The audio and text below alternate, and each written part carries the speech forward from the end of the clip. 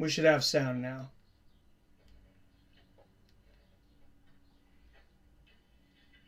We should have sound now. All right. Sorry about that, guys. How's everybody doing? Robert Kerrigan, Drunken Charge in the house. Billy Hughes, what's going on, my friend? Travis Sturcho, Daniel Barry. Hello, sir. Josh, Robert Easley, Phil D. Roll. What's up, Lico? I don't think I missed anybody. Thank you, Phil. Thanks for letting me know, guys. I was playing with some optics and things on my computer, on my OBS, and I don't know. I don't know if I disconnected the mic or sometimes it just disconnects on OBS and I forgot to check it. But hope everyone is healthy, wealthy. I know you're wise because you're here in this community. So, we are back in business. Yes, yes. All right. Kai Hyun Ho Kang and Christian Sanchez. Don't know a whole lot about these two, to be honest. There's so many fighters in the UFC, guys. I mean, even for us that have been watching this forever and really try to keep up with it, I mean, you almost can't have a life to stay up, to keep up with everything going on. Christian Cannonier 10-3. Of course, in the bantamweight division here, he's taken on Kai Ho Kang, which, God, the UFC website is just a pile of steaming garbage, isn't it? Pretty much. It is fucking horrible.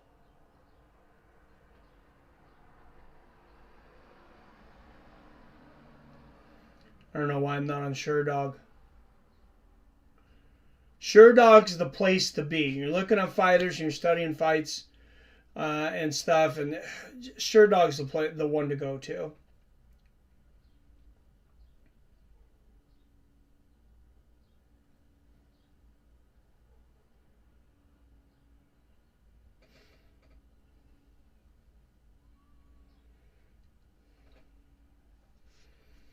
All right, anyways, Vettori and Cannonier, am I the only one that's not completely excited about this main event? I know it's got implications in the middleweight division. Both of these guys have had a shot at Izzy, though. I mean, as much as I like Israel Adesanya, you guys know I'm a big Israel Adesanya fan. I'm also a big Alex Pereira fan now. Just have to have a ton of respect for that guy. There's no way around it. But the one thing that Pereira being champion would have done is it kind of would have stirred the division back up. To me, this fight, like, it's kind of anticlimactic. Vettori, Cannonier, these guys, they can get up in the top 5, they can get up in the top 3, whatever. And I mean, are they going to get another shot at Izzy? I really don't want to see Jared Cannonier fight Israel Adesanya. That was a really boring fight. Unless Izzy's going to take more chances and make that fight more interesting. Maybe both guys take more chances. I don't want to see that fight. Vettori, yeah, he's got the wrestling and things. He can do some things. I think Vettori probably wins this fight. If Cannonier wins it, it's probably going to be by knockout. But I'm not excited about seeing these two guys fight. The only reason for them to fight, basically, like I said, is for title implications, and I don't think they have fought yet, so I guess they're two top middleweight guys. But, the last time I said this was that Marc-Andre Barriault fight on the last pay-per-view, and I was dissing on that. I said this, kind of just shows that the whole pay-per-view is not worth it. Those guys proved me wrong and put on one hell of a fight. So hopefully Vettori and Cannonier do the same.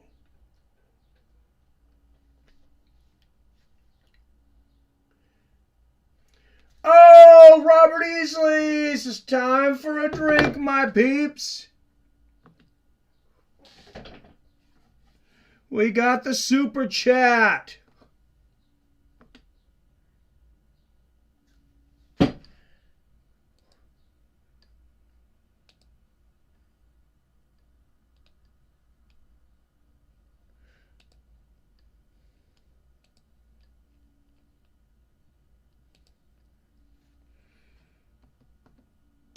I gotta know what a $5 shake tastes like.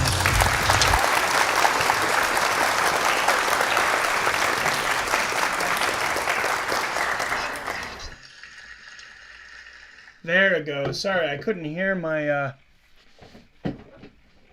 the sound here myself, so I wasn't sure it went through.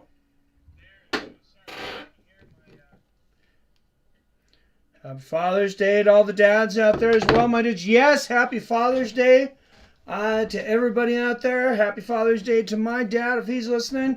And Phil D. Roll with the super chat.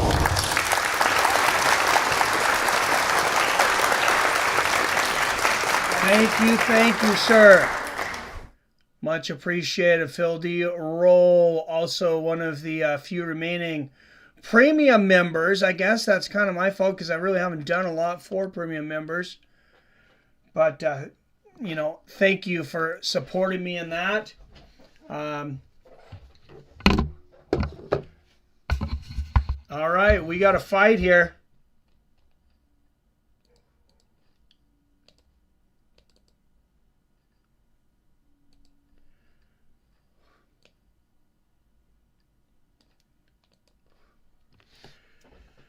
Here we go, a touch of gloves.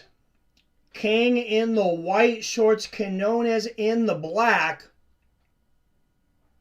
Nice 1-2 there from King out of the gate. Good left hand there from Cannonier.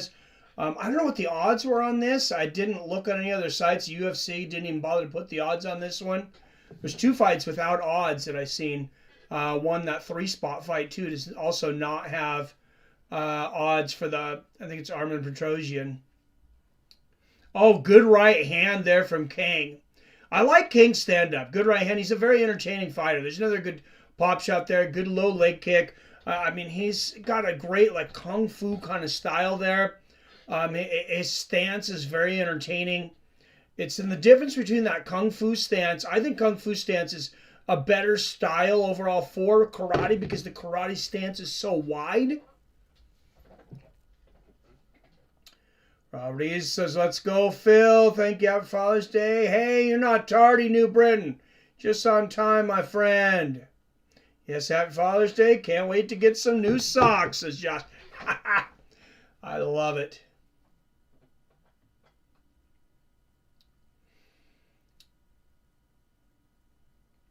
I love it. Cannonier has a measuring with the right hand there. Good left hand by King. Good jab by Cannonier. And I like Cannonier's measuring right now. I like what he's doing. A guy that pops in and out a lot. Huge right hand for Cannonier and a right uppercut. King banging back, but Cannonier's landing some big. Oh my goodness! Now King floors Cannonier. What a battle here! Oh, and he is going for the standing choke here. Oh, he does not have it, but King in full mount. And now he is throwing some blistering ground and pound. Kind of in a half mount now. But man, what a start to this fight. It was a little bit of filling out process, and then they just started going after it. King on top now with the ground and pound, and Cannonier is going to have to try to give the back. Oh, there it is. He's got it. He's got it. He's not getting out of this. There's the tap. Wow! What a performance by Kyoho King! Absolute fucking dynamite. Exciting. He landed big shots. He floored Cannonier. He immediately got position. Went for the mount. Forced Cannonier to turn his back to escape. And immediately threw on that RNC. There's that right hook from Cannonier. Earlier, he had hurt King. Well, you would think he hurt him. He hurt him flush, but King just stood there and took it. And then it was that left hook on the chin and the right hook on the temple that stunned Cannonier. What a great way to start off the Fights of Friends broadcast. My goodness. That was incredible. Fucking incredible. Early is on time is late. Excuse me, I had a little bit of a sinus infection this week. Cheers, Eddie Alvarez. What's up, my friend? Daughter got me a beer glass last year. It says to Dad, from the reasons you drink. Great gift. That is a great gift.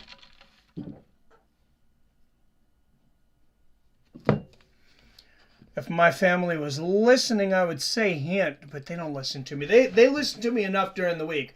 They don't want to listen to me ramble on about MMA for hours. So on the soft topic, what's your opinion on the Conor Mac situation? Listen. I had made a video on this that I ended up not dropping because I was so upset about this. It's like, I would kick Conor out of the UFC. And I don't know what happened. I know everyone's innocent until proven guilty. But you start Googling Conor's name and accusations. Just Google Conor McGregor accusations. Look at all the things that this guy has done in this sport. I mean, from throwing the dolly through a window from the bus and actually injuring fighters that weren't even able to fight. Actually, let's get back to that. Let's get into the Kyohan King interview because he's actually fighting. He deserves our time here. Finished 14 of his 19 wins. 12 submissions, and I love those guys that set up their submissions with strikes. They stopped showing the season of tough. I don't know if they will. I think they should. I think they should. I mean, it was a beautiful counter left hook, and then you wasted no time taking the back for that choke, as we see on the big screen up there. But the only problem, every time we see you in this octagon, you put on a performance. Tied for second most submissions in bantamweight history. Coming over here to Vegas fighting, we didn't see him till last year. Can we see him more regularly here in this division? Yes, I love to watch this guy fight. I don't know why he doesn't fight more often.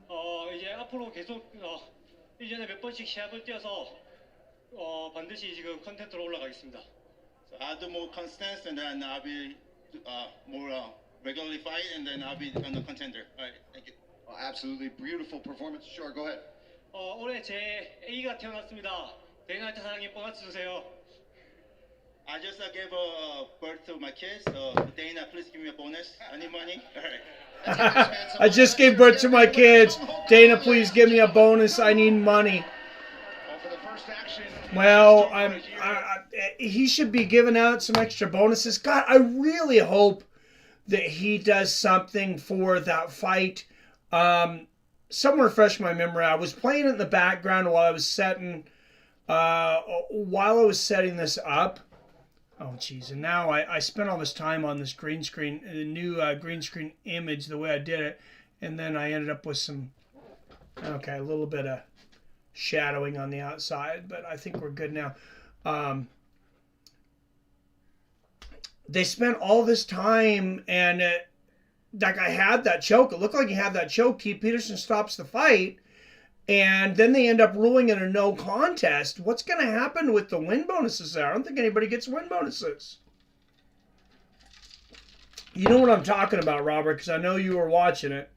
What's up, PR in the house? Chelsea Francis face-to-face with Jones. No, I didn't. I know, obviously, Francis, is not happy with Dana White throwing pop shots at him and, trying to set up a fight between Tyson Fury and John Jones after, basically Francis left because the UFC said, hey, we're not going to entertain this. And I just thought it was so childish of Dana White. They ran into each other inside each other off their. There's a 2-minute video on YouTube.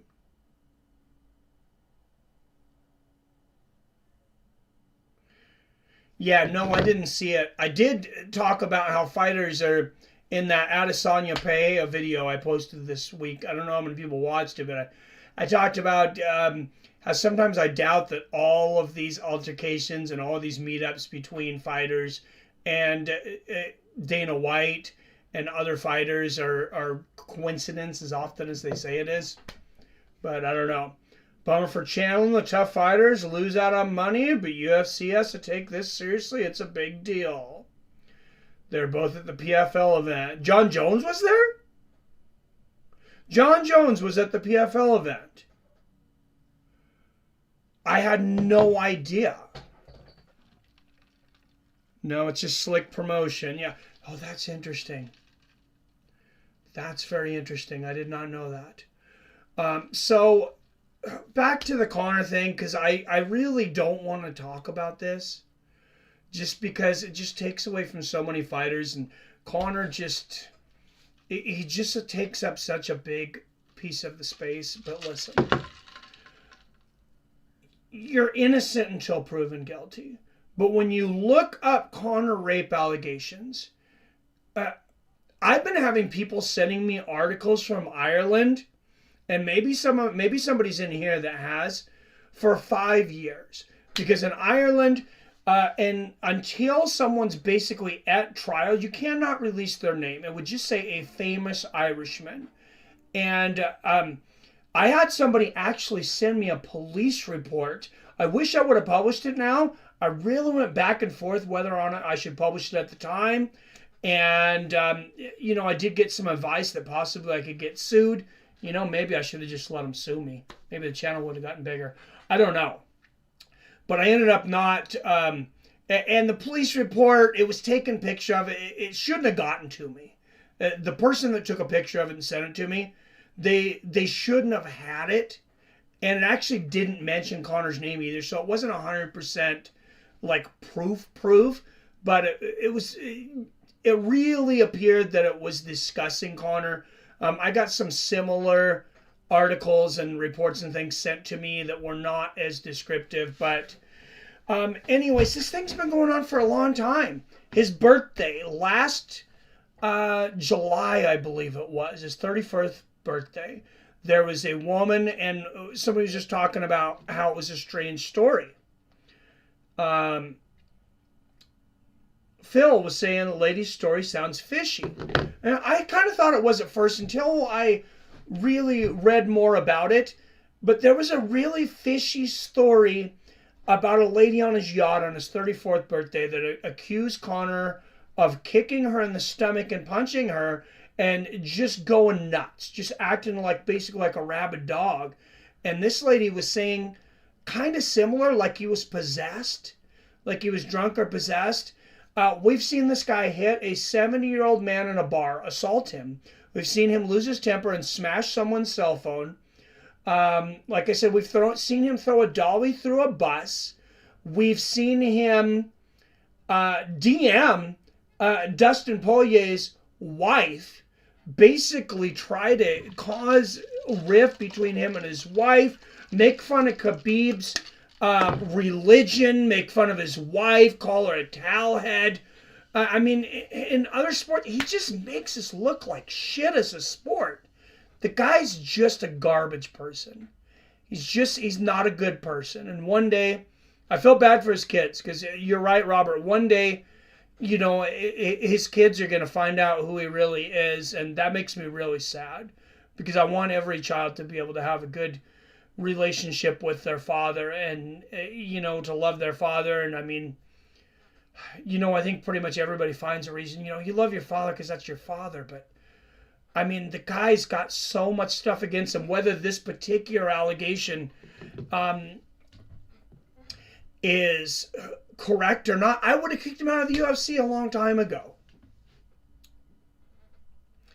Maurice corner was Jones, and Francis was in the other guy's. Oh, really? I didn't know that. Jones a moron. It was so clear they had the corner mic'd up. Interesting. Seems a little rapey. Yeah, it definitely does. So watch John Jones corner Maurice Green in the main event of PFL, and damn, he's the worst cornerman ever. Kept telling Green, you're good, as he was losing in the third and was on the ground. Oh boy. PBR Street Gang! Premium member for 33 consecutive months.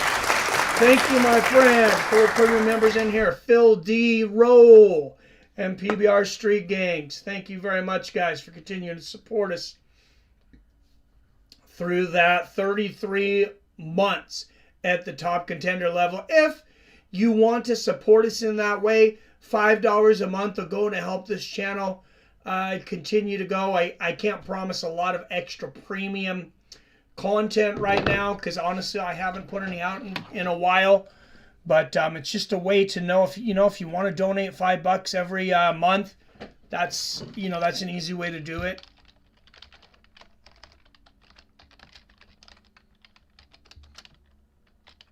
Not saying I won't have premium content in the future. Jones was wearing a PFL shirt. Really? This just keeps getting weirder and weirder. And you guys know PFL's in talks. It's official now. It's 100% official because Scott Coker came out and mentioned it, that PFL is in talks to buy Bellator. That would be an interesting, that would be a really interesting scenario. Because, for one, they're both on ESPN. Now, does ESPN, do they renew both contracts? Do they get to a point, now this is a wild scenario I'm just throwing out there, but the UFC seems unstoppable, that nobody can compete with them. For 1 second, let's entertain a world where the ESPN says, hey, the Dana slapping the wife incident, the Conor raping incidents, all the continued incidents with John Jones, assaulting his wife and all these things, hey, we don't want ESPN anymore. Or we don't want UFC anymore. We want PFL.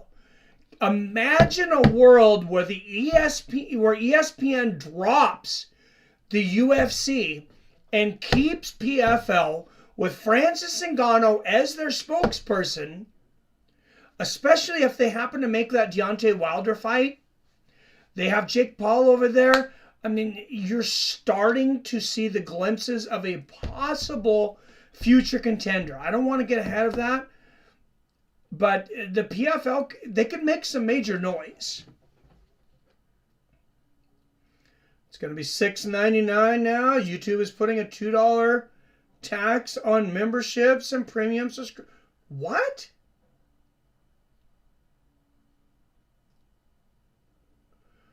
Really? I hadn't seen that. Well, we may just have to adjust that. We may have to make a $3 tier so the people that have been paying don't have to pay the fine. I don't know. We'll figure that out. But I hadn't heard that, Billy. Man, can you send me an article or something on that? I'd appreciate it. If any gamers in there, did you see Starfield for Xbox? New space game. I have not. I'm not a huge gamer. But I'll tell you what I did just get is Street Fighter 6 for PlayStation 4. So let me know, guys. I'm a huge Street Fighter fan. If some of you guys are interested in playing against me, it looks like it's all cross-platform. So Xbox, PlayStation 4, and 5, and PC can all play against each other. So I would love to play against some of you guys.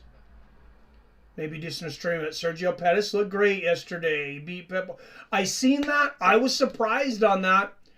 I didn't make any bets this week because my last week was just... It was so horrible. I put so much of my stock on one fight, which I tell people not to do. Not only did I put Beneil Dariush put quite a bit of money on him against Charles Oliveira. I also had him in 2 separate parlays, which just, I don't know how I could be so stupid. I don't know. I deserve any hate there. Premium YouTube went from $12.99 to $15 already. I thought it already was 15. Everything's going up though. Yeah, Pettis beat Pitbull for the title. It was for Pettis' title. Pitbull was trying to become the first ever 3-weight champion in MMA, and he was unsuccessful, obviously. All right, Alexandro Costa, minus 295 favorite, 12-3. Jimmy Flick, plus 245, dog 16-6. Flick 5 years older at 32, 3 inches taller at 5'7", and he'll have a 1-inch reach advantage at 68 inches. Yeah, so it was for Pettis' title. All right, out of the blue corner, a minus 295 favorite out of Pueblo, Mexico. 12 wins against just 3 losses. Alessandro Costa. As a King of the Fighters player, not Street Fighter. I love them both, man. Dahomey Bob is my Street Fighter LD. I'll look for it, PR. I'll screenshot that. All right, out of the red corner, he has a plus 245 underdog out of Tulsa, Oklahoma. 16 wins against 6 losses. Jimmy Flick. Man, they need to market a little better. Yeah, the Bellator is just horrible at it, man. Nemkov beat Yoel Romero too. Yeah, Romero was actually like a 5-1 underdog in that fight. I was tempted to go to the casino, even though I thought Nemkov would win the fight. I was tempted to go and put some money on Romero just because the odds were so deep. Obviously, I'm glad I didn't, because I would have lost money. All right, Keith Peterson, referee again in here. He already possibly cost a fighter their win bonus. Good front kick to the body there from Flick. And as Dominic Cruz pointed out, nothing will happen to Keith Peterson. No love lost between those two. Good outside leg kick there from Costa. Hey, I live in Tulsa. Go local guy. All right, PBR. Good low leg kick there from Flick. And Costa attacking that front leg of Flick early. Flick shoots for the takedown. Good defense there from Costa. You know, I kind of looked in and thought about moving to Oklahoma there for a little while. PBR. Good outside kick from Costa. Just, we looked at some things, though. The wife was out. She likes the West Coast. I like the West Coast, too. But it's fucking expensive here, man. Oh, beautiful left hook to the body from Costa. Goes for a flying knee and falls. But Flick unable to take advantage of it. Lightning quick combination, body and head there from Costa. And there's a good liver shot and the outside leg kick. Costa really putting his strikes together well. Flick with the outside leg kick. And Flick's doing a good job here too. He's just not as quick as Costa. He's not putting the combinations together the same so far. 3:30 here into round 1. Good left hook and a right hand there from Costa. I like Flick. He's a big underdog here, but you know, I like some of the things he's said in past interviews and things. He just seems like a real down-to-earth guy. Good left hook to the body there from Costa. I don't know that he's going to be able to do a whole lot to win this fight against Costa. I think Costa's just... I think he's a better striker, and I don't know that Flick's going to be able to take him down either. Good exchange there. Good right hand from Costa. Sold my house in Dallas. Live in Tulsa now. Yeah, I was going to say, I thought you were in Texas before. Wow, what happened? So you leave that job? I know you were not real happy with the job there. Are you telecommuting, or do you want to talk about it? Oh, good low leg kick and a beautiful combo to the body again from Costa. And he floors Flick with a leg kick. Costa brutal with those leg kicks in the first round. I don't know that Flick's going to be able to keep taking this for 3 rounds. He's already limping on that front leg as he eats another one. Costa just keyed in on that front leg of Flick. Flick was able to move at that time. Wow, and now he goes on the inside. Flick, not really known as a switch hitter, but having to kind of switch stances now. Man, wow, not even a close fight then, Billy. Oh, yeah, got dominated the whole fight. No way I wanted to see that fight. Oh, you missed it, Robert? I should have told you it was on. You got to download the Bellator app, man. Their website's horrible. And Costa working for a submission there for a second, too, in the low leg kick. This is just, wow, this is a horrible matchup so far for Flick.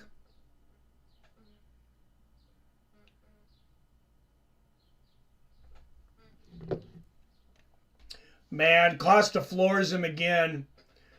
Yeah, this is getting ugly. 1 minute left here in the first. Oh, big overhand right from Costa. Left hook to the body, right hand upstairs for Costa. And the issue when you've taken so many leg kicks, oh, flying knee lands for Costa. And the left hook to the body. Flick throwing back, but he just doesn't have the ammo. He's just getting outgunned here. Big right uppercut there from Costa. I mean, Flick's, maybe his only chance here is, though, to land a bomb. The problem is, oh, good right hook upstairs and a left hook to the body from Costa. Problem is, when your leg gets so compromised like that, it's harder to put your weight down on your power punches because so much of the power comes from the legs.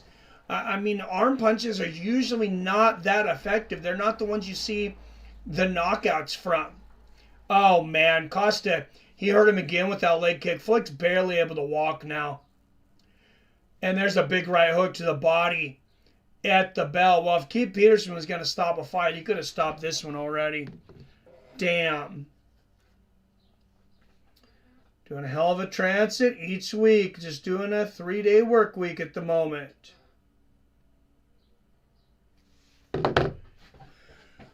Well, hey, I hope you really like it there. PBR.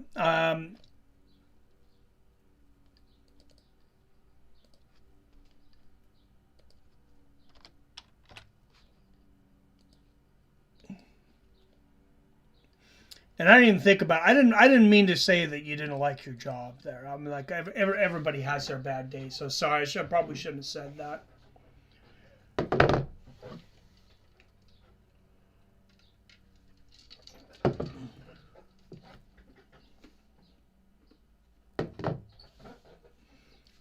Everybody has their moments at work. Definitely days that I don't like my job. So.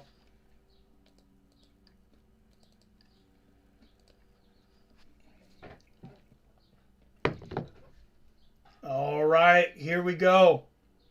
Round 2.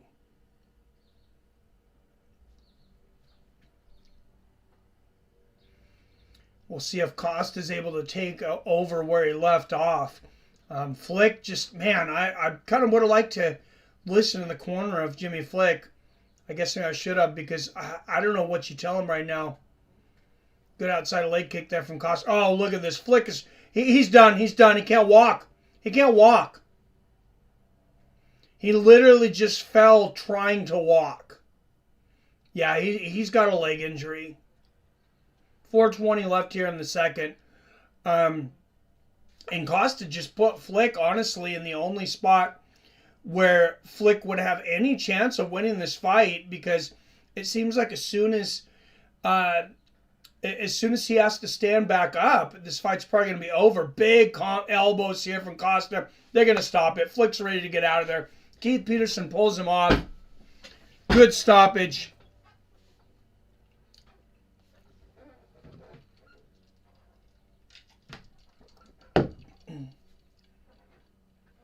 Dominant win here for Alessandro Costa.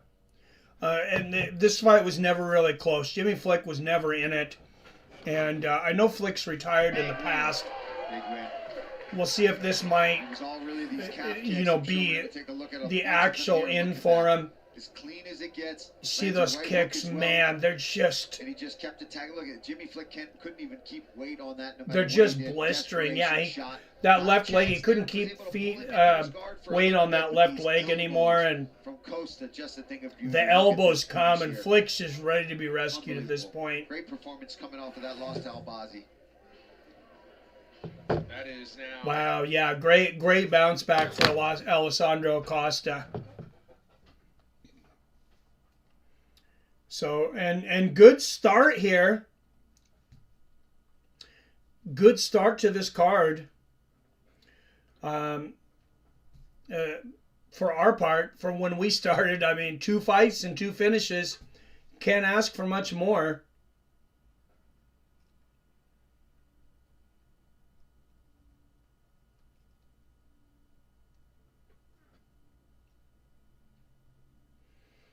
.103 of the second round, the official time for Alessandro Costa.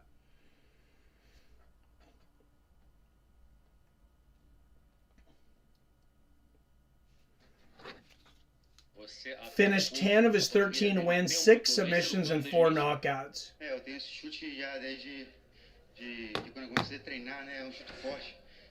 Sempre na minha luta eu fazia mais jiu-jitsu, mas agora eu tô com o meu coach ali. Acho que é uma fase da minha vida essa vitória e cheguei, eu tô de volta. I've always had this kick, train a lot. All my fights in the past I've had jiu-jitsu, but I'm here with my coach. This is a new phase of my life. All right, Nikolas Dalby and Muslim Salikhov up next. Somebody like Emir Albazi. You go in there against the absolute best of the division. Some Did he feel a welterweights. sense of confidence coming in here tonight, knowing that he was going to face somebody much more on his level and now work his way back up the division? Olha, a tua estreia, a gente já sabe, a gente vê que você está aqui, a tua estreia foi contra o Albazi, você já lutou contra o melhor da divisão, você se sentiu confiante pelo fato que agora você estava num nível que era mais igual ao teu, entrando nessa luta? Como eu falei em todas as minhas entrevistas, eu acho que a diferença para essa luta foi a minha estreia, né? Por lutar com um cara forte, agora ele é top 3. No futuro eu planejo fazer outra luta com ele, né?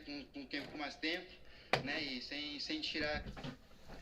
So I actually put up videos this last week. I don't know how many people seen it. They were noon premieres. I didn't get as many viewers as maybe I hoped, but I didn't announce it either. They were noon premieres on the West Coast, so 3 p.m. Eastern on the East Coast. Monday through Thursday, I had a video drop every single day. A premiere video, so it's kind of like live. You guys are able to chat and everything, and I'm in the chat, but it's something I've pre-recorded. I plan on hoping to do that every Monday through Thursday to put something up, whether it's a premiere, whether it's a live, but just kind of try to jumpstart the channel because we've really, really lost a lot of momentum, and I take credit for that. I've seen them out. Yeah, I seen you, Robert. I see you in there. There was some other guys in here.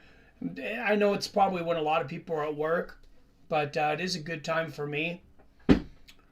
We'll, if it just ends up being a time where not very many people can watch, we can look at a different time. Maybe an hour earlier, an hour later, 2 hours later at the most.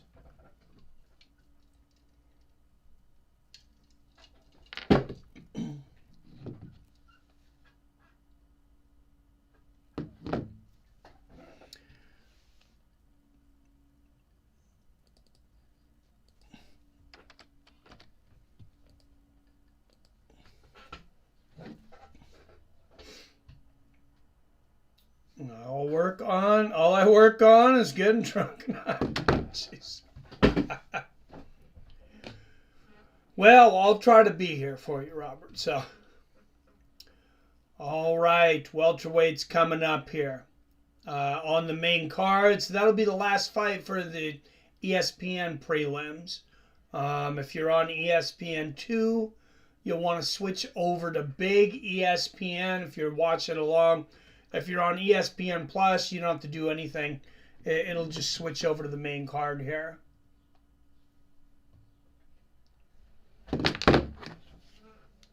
Life, when I was in the Army, my first competitive experience was martial arts. I knew there was something that So I there's wanted to do Jared forever. Cannonier working out here. He'll be facing Martin Vettori.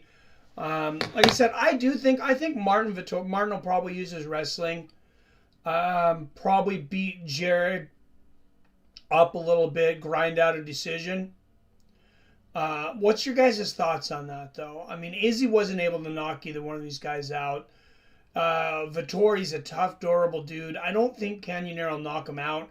I think that's basically his only chance.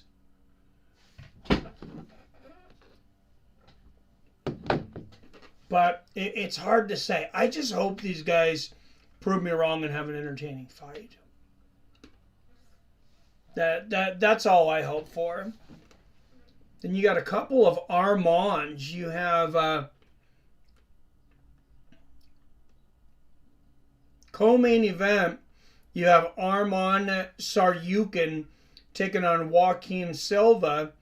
Then in the 3 spot, you have an Armen Petrosyan taking on Christian Duncan. So you got an Arman and an Armen here.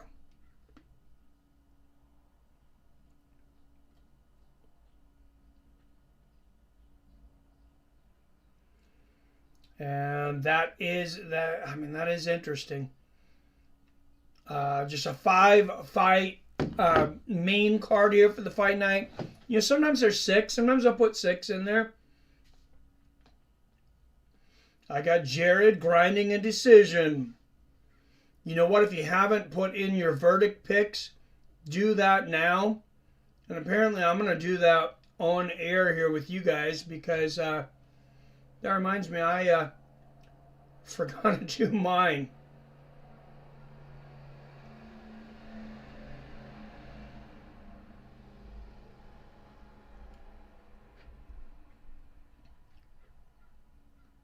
Oh no, there is 6 fights. I'm sorry.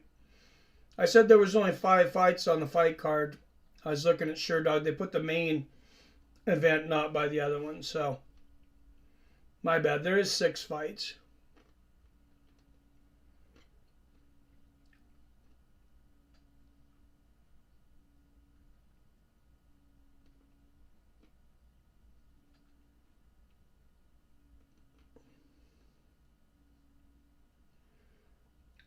So, first fight of the main card, Muslim Salikhov and Nicolas Dalby.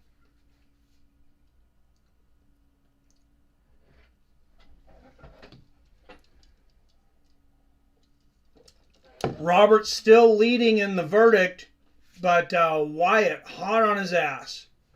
Muslim King of Kung Fu Salikhov. He's 39 years old. He's 19-3. He's got 13 knockouts, just 2 submissions to his record. His 3 losses are 1 by knockout, 2 by submission.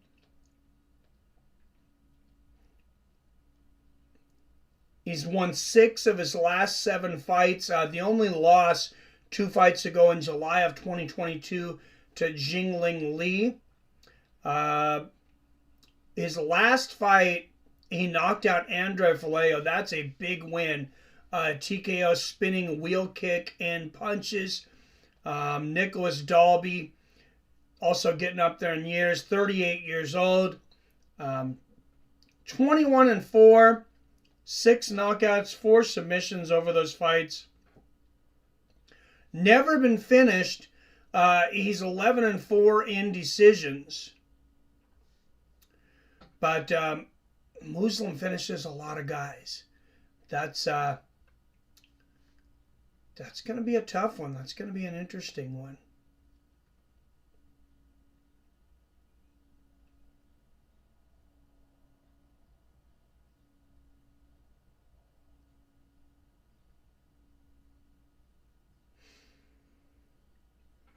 Even though Nicolas Dalby's never been finished, he's 38 years old. Muslim finishes a lot of guys.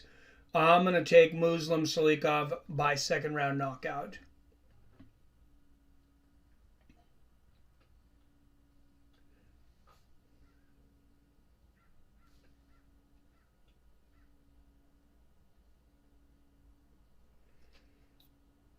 So next fight on this one. So you're going to get all my picks for verdicts. You can adjust yours to beat me.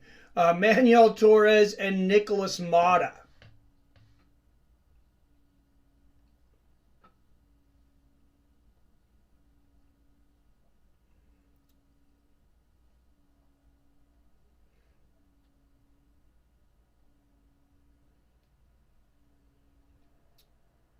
Go with Manuel Torres first. 13 wins against 2 losses. Finished them all but one. 6 knockouts, 6 submissions. He has been submitted in his 2 losses. He's got 1 decision that he won. He's on a 4-fight winning streak. All finishes. 2 submissions, and then the last 2 were knockouts. Last time he lost was September 12, 2019. Was submitted by an arm bar by knee bar by Carlos Calvo.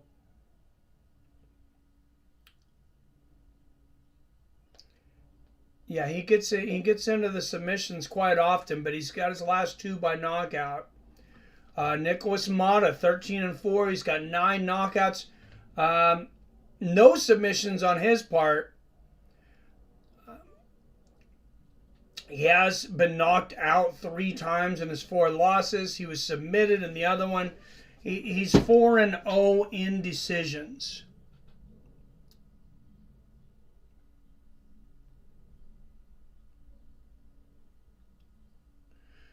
So I'm going to go out on a limb, though.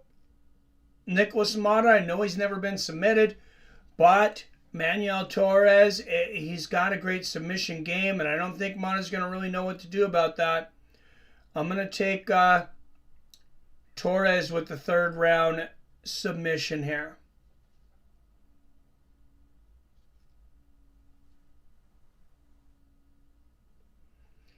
Pat Sabatini, Lucas Almeida. That is the next fight here. Not a lot of close odds on a lot of these fights. There's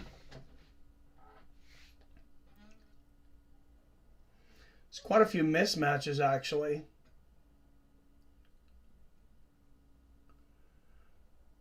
We'll go to Pat Sabatini first. 17-4. He's got 10 submissions, 2 knockouts, 5-2 in decisions. His other 2 losses have came by knockout. He's coming off a knockout loss to Damon Jackson. That snapped a 6-fight win streak for him. Not really too many impressive names on that list, but 6 fights, 6 wins. Nonetheless, 4 of them in the UFC. Lucas Almeida, 14-1, 9 knockouts, 5 submissions. His only time he's ever went to decision is his only loss, 14-1. Here for Lucas Almeida. I know Almeida was almost a 3-1 underdog because I did check the fights. He's had 1 fight in the UFC. It was at Fight Night 207. He knocked out Michael Trezano 55 seconds of the 3rd round. He lost on the Contender Series. He was a Contender Series guy, but he lost the unanimous decision to Daniel Zellhuber in September of 2021. Then the next month, actually 17 days later, he goes over a Jungle Fight. A Jungle Fight 103, he gets a submission, guillotine choke. 207 in the 1st round, ends up getting a call back on a late notice against Michael Trezano. Takes advantage, knocks him out in the 3rd round. And here we are, Lucas Almeida, very much an unknown in this fight. And he does have 5 submissions, as I mentioned.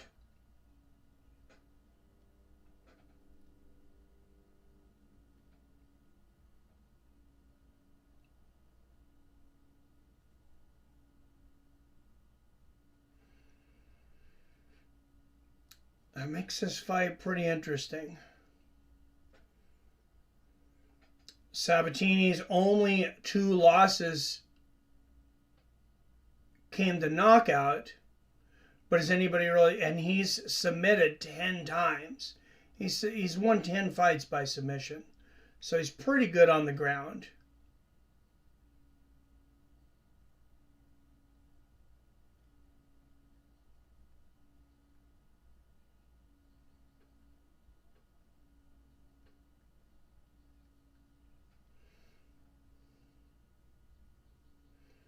So I'm basically just looking at points here.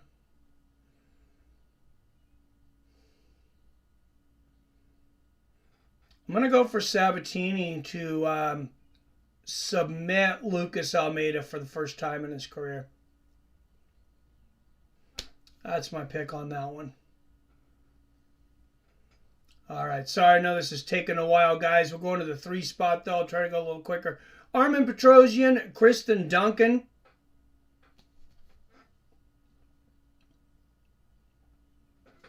Let me actually put this up so you guys can see what I'm looking at. My goddamn ESPN app just kicked me out. Second update. Yes, it's back up and working. Alright, guys. That way I'm not just talking to myself here.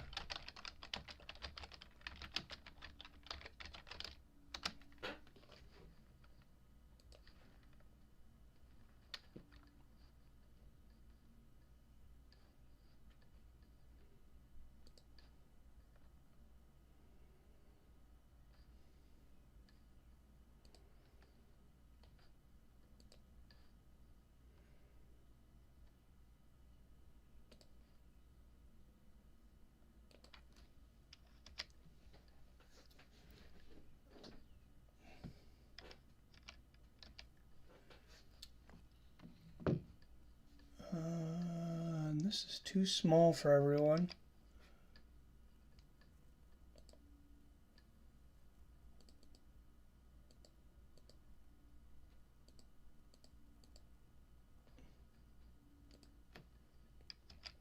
All right. There we go. Now everybody can see what I'm talking about a little better. Armen Petrosyan, Kristen Duncan. Let's go over to Kristen Duncan first. Christian Duncan, excuse me. English fighter, 8-0, 6 knockouts. He's got 1 submission. He's only went to decision once. He won that fight. They're definitely not giving Armen, a guy who hasn't won some fights. And look at this, coming off of that first round win over Dusko Todorovic. Of course, it was a knee injury. Spinning back elbow and punches knockouts over Marian Dimitrov. Most of this guy's fights in Cage Warriors, you see, until this last one.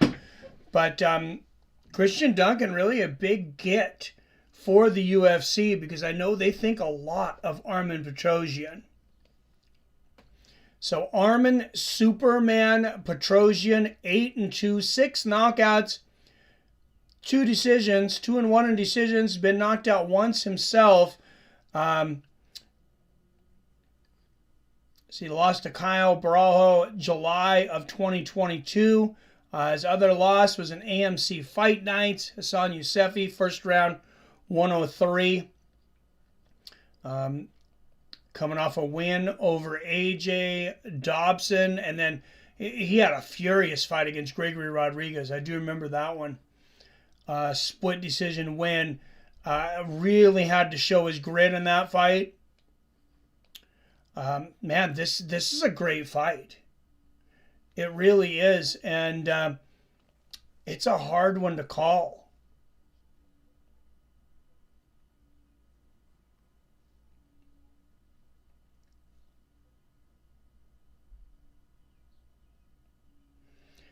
I've seen more Armen. I'm going to say the UFC has better competition than Cage Warriors.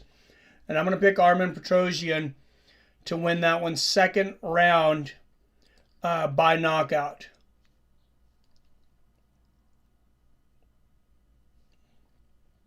And let's go to the co-main event. We'll go to Joaquim Silva first out of Brazil. 12-3, 7 knockouts, 3 submissions, 2-1 in decisions. He has been knocked out twice himself.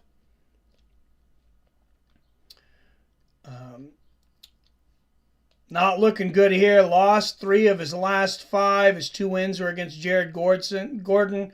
And then he got a knockout against Jesse Ronson in his last fight, but got knocked out quickly by Ricky Glenn. Got knocked out by Nasrat Parest. Looks like they might have found Armen a sacrifice here.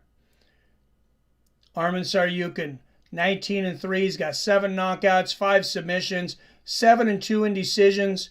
1 loss by knockout. Lost a tough battle to Matus Gamrot back in June of last year. Bounced back against Ismagulov. Another tough fighter there. Gets the win over him, but as you see before that, 5 wins in a row. One of them over Olivier Mercier, who went over and won the PFL $1 million. Matt Steamroller Fravola. Some big names on here. He went the distance with Islam Makhachev. He's a tough dude. Hard to bet against him.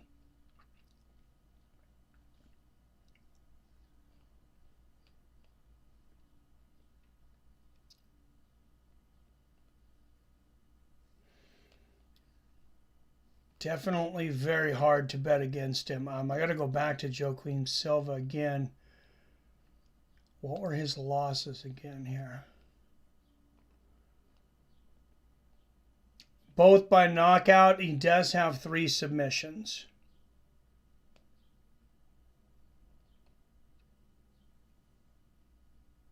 I got to go with Arman, first round knockout.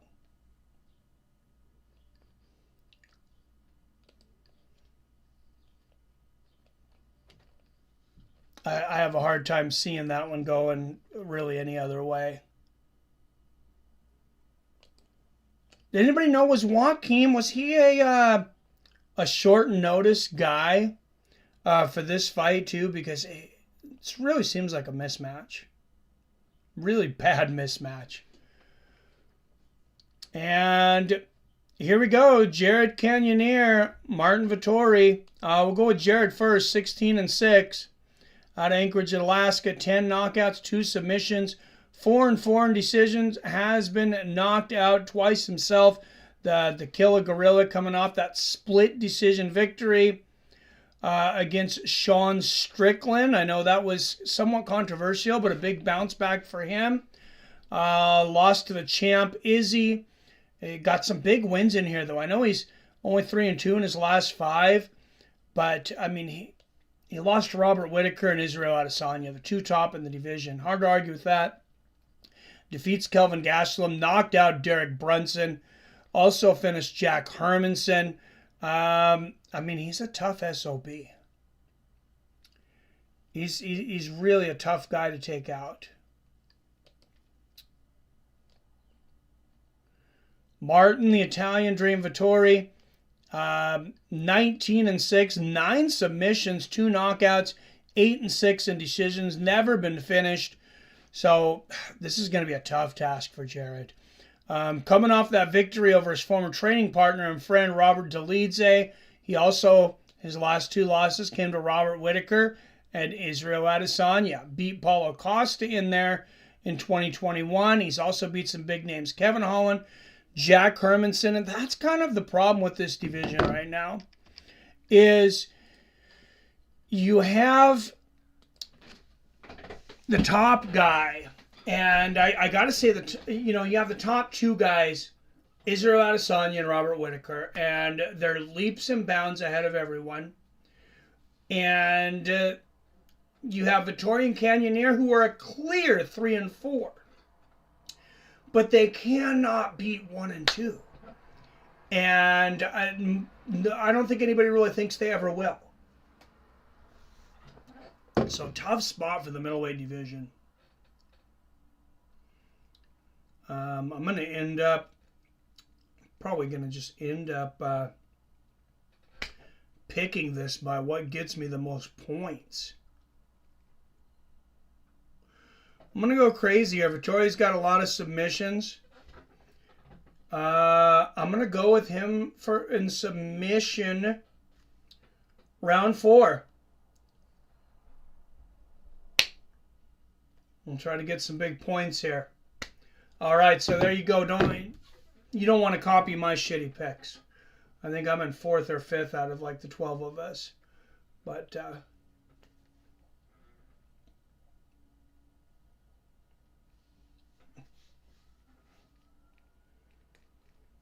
watch all fight nights and tough through my Hulu app. Works extremely better than ESPN app. Rarely have an issue. I never have an issue with ESPN. Like, I mean, it froze on me like once when I think they had a broadcast issue. So I don't know why more, some people have told me they have issues with it. I think once or twice ever since the ESPN Plus app came out.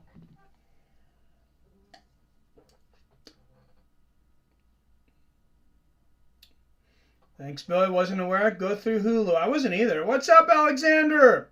Says, hello, Mike. Did you watch Bellator last night? I didn't. I had some work to do, and I was actually sleeping towards the end of that. I'll wake up really early, but I did see the results. Man, Vadim Nemkov, that guy's an animal. He's an absolute animal. I would love to see him fight a lot of guys in the UFC. But I'm torn, though, because I don't want to see him in the UFC. I like that he's in another organization and doing well. Phil says, I'll say Cannonier by decision too. Robert says, agree. What's up, Adam from Allen? All right. Ola, sir. Alexander, I missed it. Was on this week. Thought it was next weekend. All right, Nikolas Dalby and Muslim Salikhov. Salikhov, a year older at 39. Both men 5'11". Dalby, 4.5-inch reach advantage at 74.5 inches.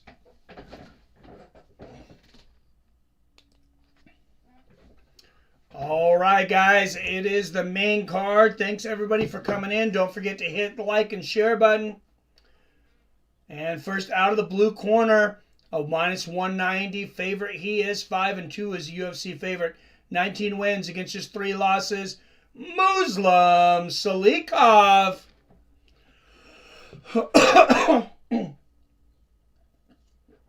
Why didn't I bet on this fight? Why didn't I bet on Nicholas? He's less than a 2-1 favorite. All right, out of Copenhagen, Denmark. +160 underdog, but he's 3-1 as an underdog. 21 wins against 4 losses. Nicolas Dalby. This should be a good fight.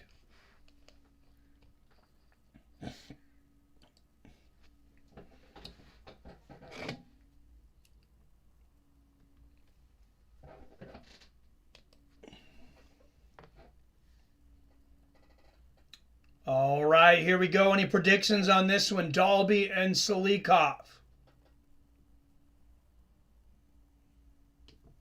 Here we go.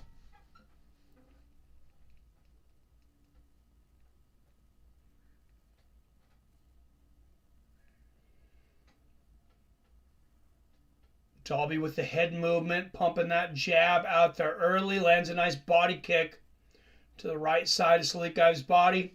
Salikhov landing a low leg kick. Dalby's an aggressive fighter. And I think Salikhov's going to look to take advantage of that. Front kick to the body there from Muslim. Oh, good left hand from Muslim. On the chin. There's that body kick again for Dalby. It seems to be there for him. And a left hand lands for Dalby. So I thought Dalby might be have a little bit of a speed disadvantage, but I don't think he does. Good inside leg kick there from Nicholas as well. There's the 1-2 from Muslim. Oh, look at that left hand from Salikhov. There's the speed. The inside leg kick from Dalby. Front kick to the body there from Muslim. I think this is a pretty good matchup, though, from the matchmakers. Fairly close. I can see why Muslim's, the betting favorite. Good inside leg kick there from Dalby. Oh, man. Brutal inside leg kick there from Muslim. Hits that back leg and now the outside of the front leg. And there's the right hand to the body from Muslim. Good left hand for Nicolas. And they're exchanging on the center of the cage. Good check there from Muslim. I don't understand why guys aren't just spending hours at checking leg kicks at this point. It seems like almost no one is good at checking leg kicks. And it's maybe the most utilized weapon in MMA now.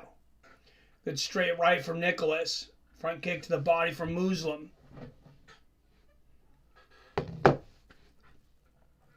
I mean, I know it's not an easy thing to do. You got to have quick reflexes. Good inside leg kick there from Dalby. There's that right over the top from Muslim. The left hand to the body.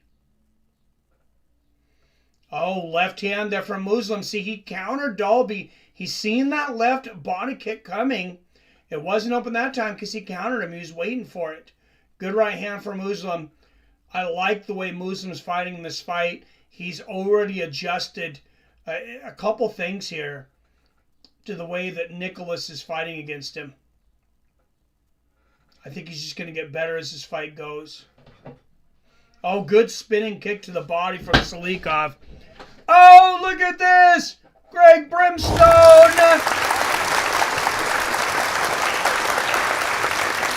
With the top contender. Thank you, sir. How you been, Greg? Hey, Greg, do you have Street Fighter 6? I know you're a gamer. Good right hook there from Salikhov, and then a nice left hook there.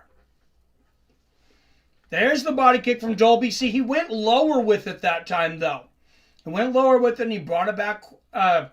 He brought it back quickly. Kept his hands up that time. Good right hand from Muslim. He had gotten punished on it the time before. Good front kick to the body from Salikhov. This time he catches Dalby's right leg kick, lands a nice left hook to the chin. Muslim's he's just a genius out there right now, though. Look at that counter right uppercut. He's got the speed. He's got counter punching. He studies his opponent. He adjusts on the go.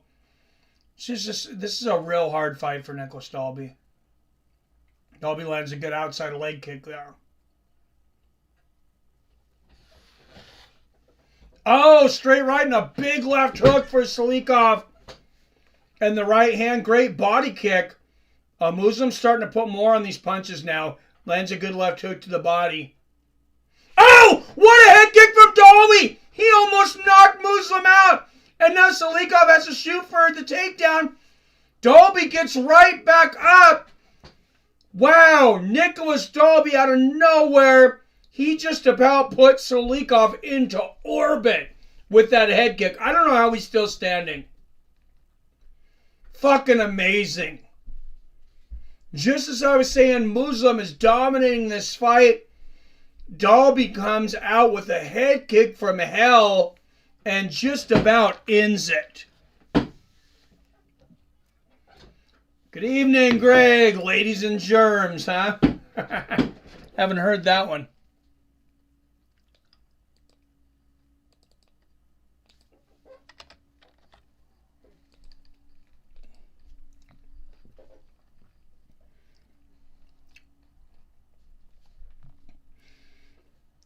I was asking you, though, Greg, I was wondering if you had Street Fighter 6. Because I bought it for, PlayStation 4 and PC, actually.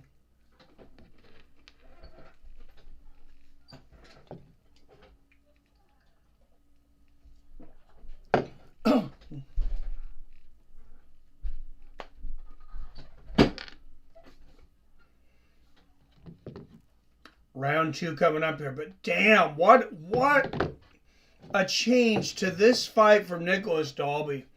God, I still got to give Muslim that first round just because he did recover. And he was so dominant before that, but that definitely could have changed the round for somebody even.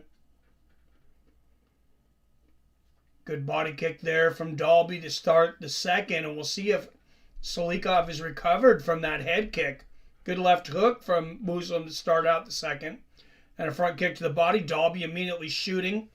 Good takedown defense here from Muslim. Didn't pick it up yet, but it's definitely on my list.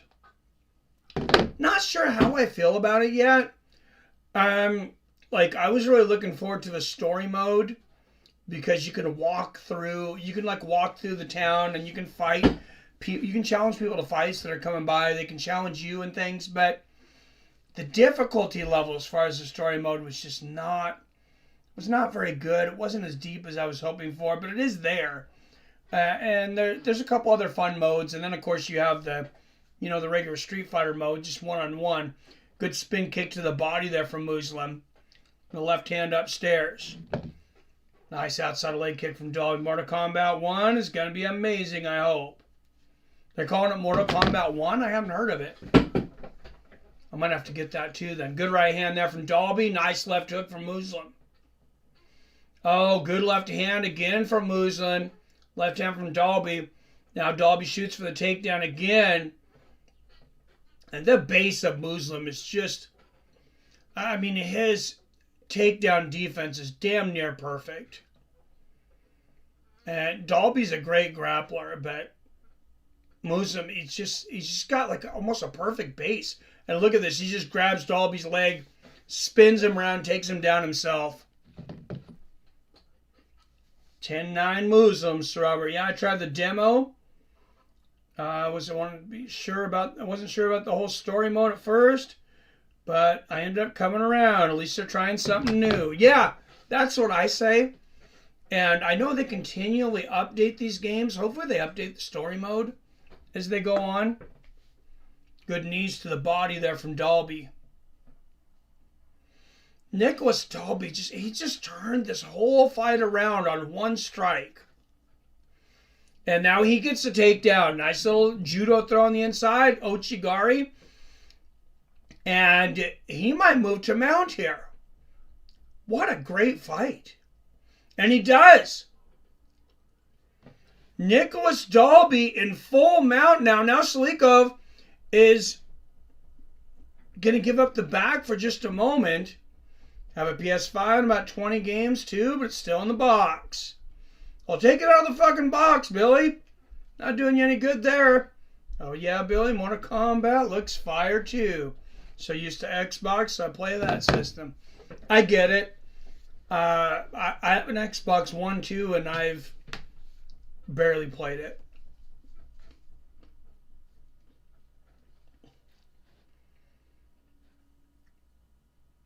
And Dalby's got Salikhov in an interesting position here. They're kind of side by side to each other. Dalby definitely with the dominant position here.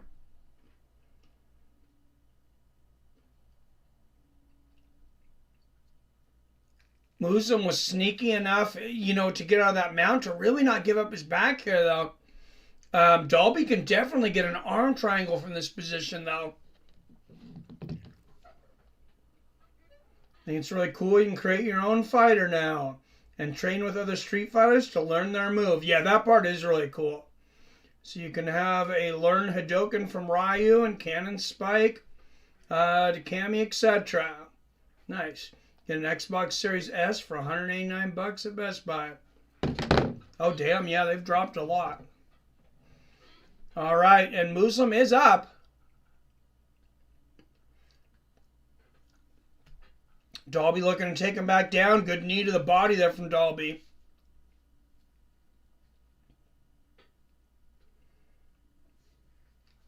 There's another good knee. Great round here. For Dalby, Muslim definitely had his moments, but at this point, I got this round for Dalby. Unless Muslim does something incredible in this last 15 seconds, I think we're looking at a round apiece.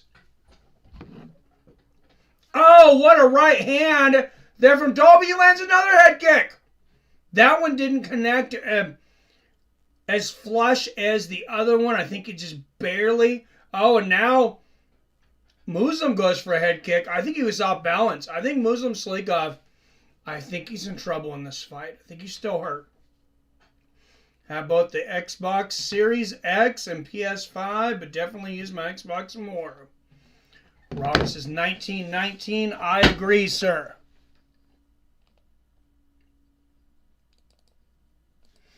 How much better is the PS5 than the PS4? I had been thinking about getting one. I like Xbox. I mean, Xbox is awesome. For whatever reason, I just never really got into it the same, though. And I know PS5 so far has a lot more exclusives, so that's part of the direction I would go. Is it worth buying a PS5, though? Don't know. PS5 still in the box.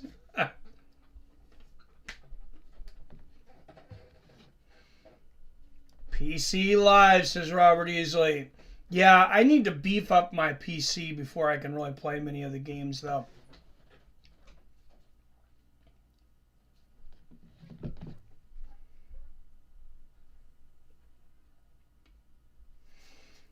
I know I had mentioned that, I got it on PC too, but that's just for the kid.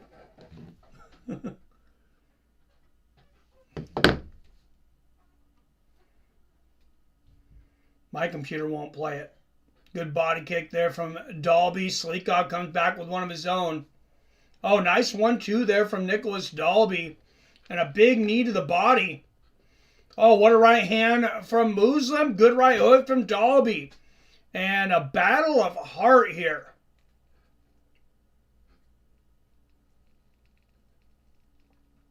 .410 left here in the third.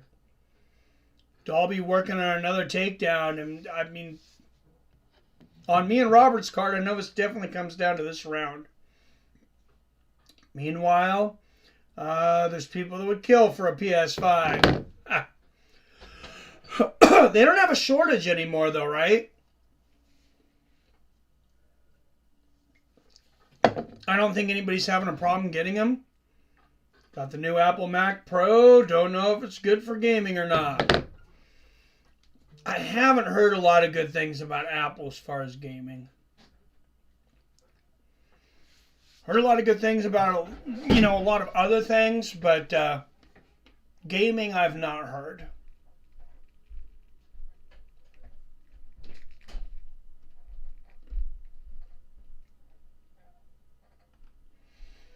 Oh, nice right hook in the clinch here for Dalby and a good knee to the body.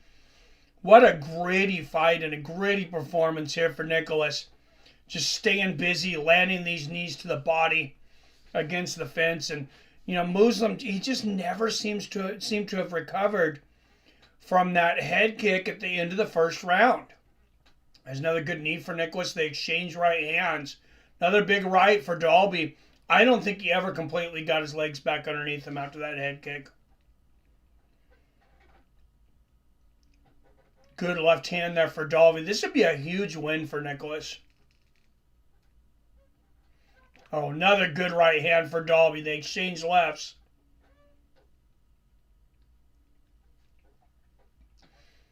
Oh, what a combination from Nicolas Dalby. 5-punch combination. 2 knees to the body. Nicolas Dalby's taking this fight over. Talk about taking advantage from one shot. Yeah, he didn't get the knockout. Muslim survived, but he's not been the same since that shot. 2 minutes left in the third. Big right hand to the temple, and now another body kick from Dalby. You see the significant strikes, 33-8 in favor of Muslim in the first. Ever since then, it has been all Nicolas Dalby. No idea. I haven't gained on PC since Doom and Wolfenstein. Oh, big right elbow there from Dalby and a great knee to the body and another. Nicolas just staying busy. The dirty boxing here. Just an incredibly gritty performance.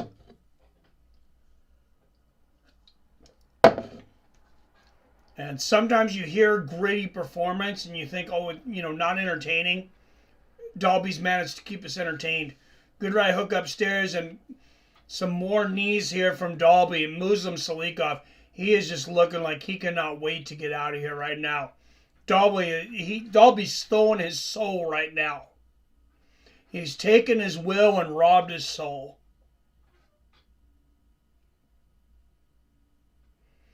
And Dalby powers him back up in the corner, lands a knee to the body and elbows from both sides. There's a good right hook from Muslim. Now Muslim's shooting back. Oh, both guys landing big combinations, but Dalby with another uppercut, another head kick. Salikhov with the uppercut. Now Dalby looking for another takedown. Looked like he had it for a moment. Salikhov turns his back here. You know, I mentioned early how great Salikhov's base has been. It's not been there since that head kick. And Dalby now in full mount gets the takedown fairly easily. Seconds left. Dalby dropping hammers.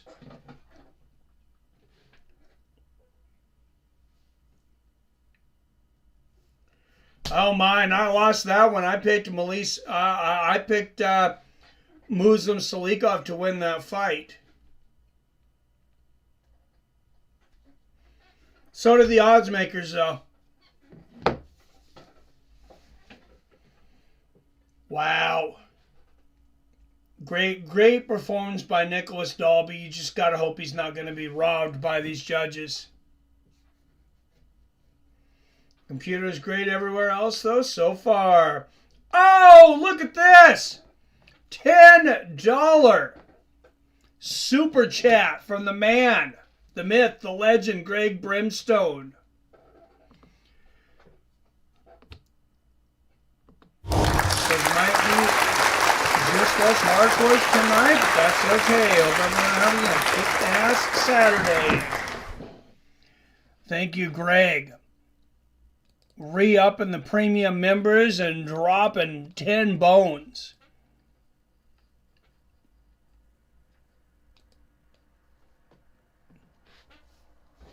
Much appreciated, my man. Dalby took round 3. Not sure of the first 2. I thought Muslim won the first pretty easily. There is a case in the second. I thought Dalby took the second. Muslim definitely did better in the second than he did in the third. Because I think by the third, he was still dealing with the effects from probably getting a concussion from that head kick. But then his cardio seemed to be failing him too. We go to the scorecards, and here are the totals. 30-27, 30-27. That's got to be Dalby. 28, all for your winner by unanimous decision. Danish Dynamite! Yeah, 30-27, 30-27, 29-28. I agree with 29-28. 30-27. I guess they gave it to him. They liked the head kick. They liked the knockdown. You are supposed to judge by damage. I did say it at the time that maybe a judge would give him the round for the knockdown and the head kick. I can't completely fault him for that. Absolutely. Coming into this fight, it was pretty clear that I had the deeper gas tank. So it was about putting enough pressure on Salikhov to not just give him free rein, but still. Former Cage Warriors welterweight champion Nikolas Dalby. End of the rounds or the later rounds? Yeah, I mean, when you guys came out, he was having some success in that first round, but right at the end, you landed a kick, you had him really hurt. Oh, yes. And as the fight went on, you seemed to be able to mix in the strike. I'm good with that decision. Was that the game plan coming in here, or what adjustments did you make on the fly tonight? No, it was like we had a couple of game plans, but this was kind of like a hybrid of all of them. It was A, B, and C. And I mean, with this being your third in a row here, Nicolas, is there anything in this division? Is there anybody you want next? Because every time we see you come in here, you have just this aura about you. You come in here, you get the job done. You look so strong and big coming here. What do you want next, man? Make your call. I want somebody ranked next time. This was my 29th fight, so my next fight is going to be my 30th fight. And I'm thinking it would be very fitting to have my 30th fight in the 30th anniversary year of UFC. And it's my birthday in November, so, you know, I hear there's opportunities in that month, so Yeah, it's incredible. I just gotta say a side note. So Nicolas Dalby looking to get on that 30th anniversary card. Chance that when I fought this fight, I was gonna. There's going to be a lot of fighters looking to get on that card. Ever, and if I got the win, I would be the most winning fighter ever out of Denmark, taking that place from Martin Kampmann. So I just want to say thank you to Martin for putting us on the map, and it's such an honor to kind of So there you go, most winningest fighter in the history of Denmark. Absolutely, and congratulations on that. And let's Nikolas Dalby. Nikolas Dalby, ladies and gentlemen. Nikolas Dalby still going strong. He fought and won back in 2019. Yeah, Greg was talking about it was just the hardcores. I hadn't done this in a while, but I took the chat back to members only for this one. Not members, excuse me, subscribers only.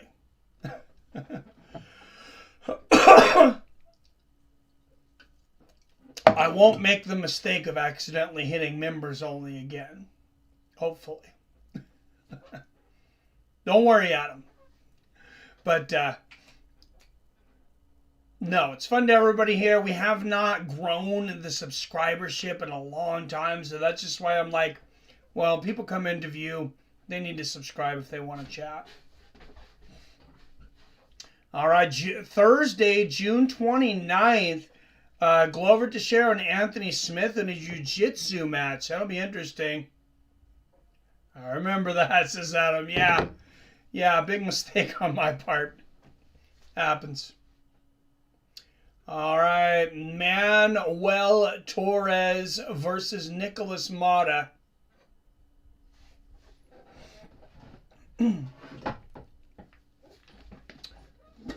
Minty's bets under 1.5 rounds minus 155. So, I don't know. I don't know about the over and under on that one. I don't know how many bets on this fight. I know I talked about how horrible I did the other week, but I haven't been back to the casino. I just got to tell you guys, if you ever listen to me and thinking, oh man, Mike doesn't win any bets, I did win some. I did have Dan Ige defeated Nate Landwehr. I did have Amanda Nunes over Irene Aldana. And I did have that fight going over 2.5, which also cashed. Then I did have a parlay, Chris Wade and Bubba Jenkins. That cashed. So I did even get a parlay there. So, and then I got some big money. I don't even know why I did this, you guys. I have a lot of money on Jalen Turner.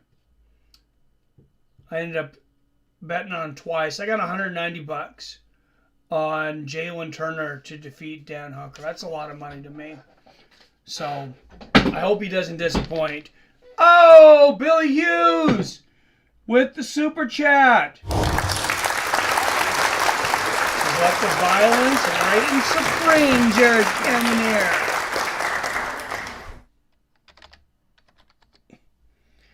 Getting us up to $27 on the day.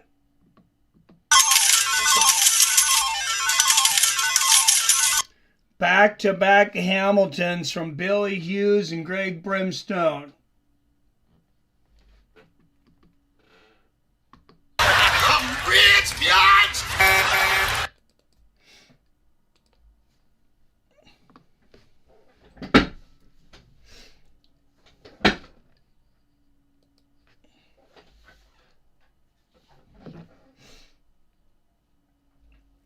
All right, Manuel Torres, 13-2. Nikolas Motta is his opponent for this one.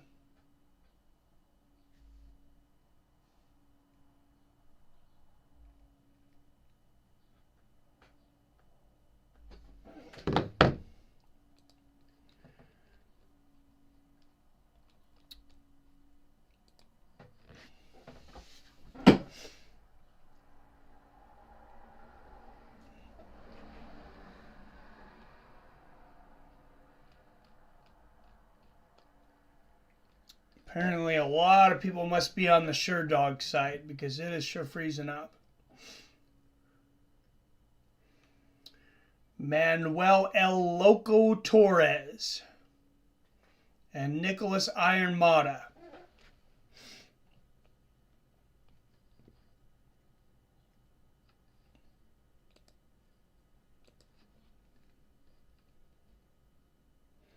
Motta 13-4, 9 knockouts. Has been knocked out 3 times himself. 3 of his 4 losses. Former Cage Fury Fighting Championship. I know that they show those on UFC Fight Pass now. It's hard enough just to keep up with the UFC, PFL, 1, and Bellator, though, much less, anything else these days. There's so much MMA. Did you guys ever think, even in 2000, did you ever think there's going to be so much MMA on one day that I'm not going to have time to watch it all?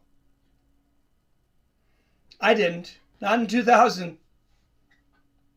Definitely not in 1993. Vettori gets finished for the first time tonight. Got Jared for KO in the 4th. My feeling is that's kind of Jared's only path to victory.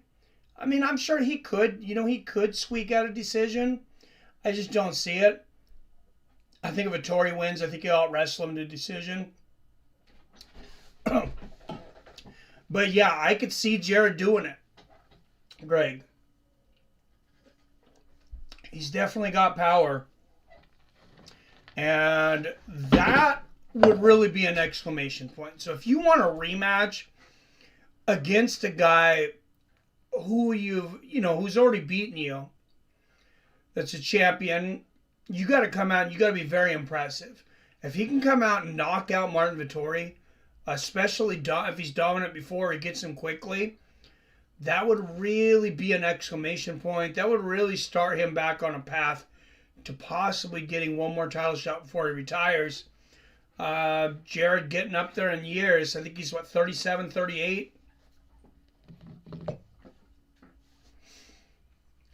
As guys get older, the UFC also seems, to be a little more hesitant about giving guys title shots because, one, they don't want to retire as champion. I think it's the most beautiful thing ever when somebody retires as champion. If I was the CEO of the UFC, and there's a reason Dana's there. There's a reason I'm not. But this is how I would do it. I would love to have my champion retire, even if you're not going to do tournaments. You can do a pay-per-view. You can take 1 and 2 and 3 and 4. You take your top 4 ranked guys. You take 1 against 4 and you put 2 against 3. You do like a little mini tournament. You put it on the same card. Call it a Grand Prix. You know how fucking nuts UFC fans would go right now if you just say the word Grand Prix? I mean, there's 30-year-old men jizzing in their pants. They hear the words UFC Grand Prix. Not to be graphic, but I'm telling you, it's a sticking point. You say UFC Grand Prix, you just have 4 guys. You have the 2 winners on those fight at another pay-per-view. It's going to be absolutely fucking gigantic. Nikolas Motta, 2 years older at 30. Manuel Torres, an inch taller at 5'10". Torres has a 3-inch reach advantage at 73.5 inches. I mean, who wouldn't be excited about a UFC Grand Prix? All right, out of the blue corner, he is a plus 160 underdog out of Governador Valadares, Brazil. Nikolas Motta. Manuel Torres. They took it off there. My memory's not great today, guys. No, that wasn't it. I was right. All right, out of the red corner, he is a minus 190 favorite out of Tijuana, Mexico. 13 wins against 2 losses. Manuel Torres.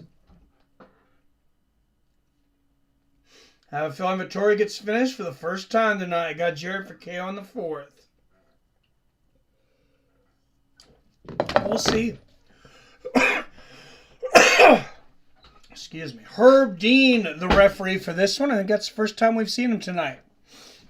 I think they kicked Scott Peterson out of the building. Keep Peterson.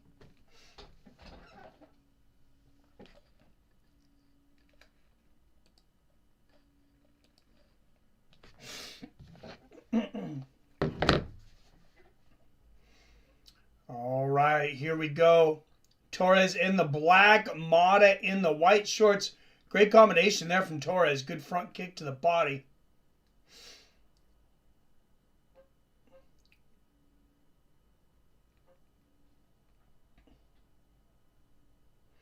Little filling out process early. Good outside leg kick there from Torres. And now the inside leg kick.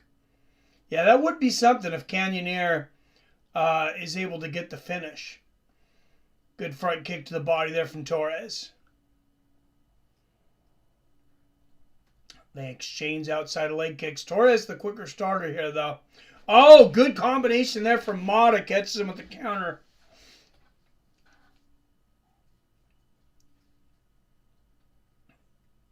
Oh, Motta landing leather. Straight right in the left hook. Now the inside leg kick. Motta's got fast hands. He's got power.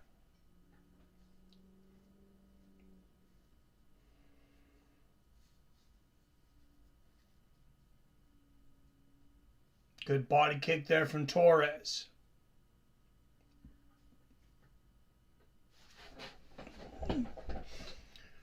Couple Mexican champions out there now.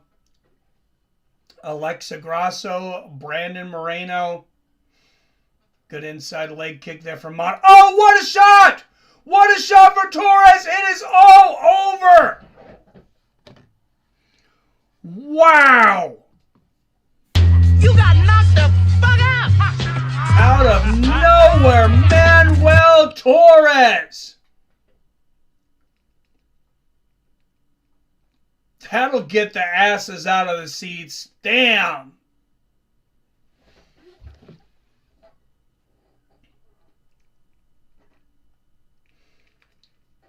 And we got to get that one up on the Twitter. Freaky fast finish. Inside leg kick there from Nikolas Motta. Look at Manuel Torres lands an inside elbow right on the chin. And that is all she wrote. Let's watch it again. Boom! You got what knocked a the shot! Fuck out. From another angle. Absolutely incredible moment here for Manuel Torres of Tijuana, Mexico. Wow.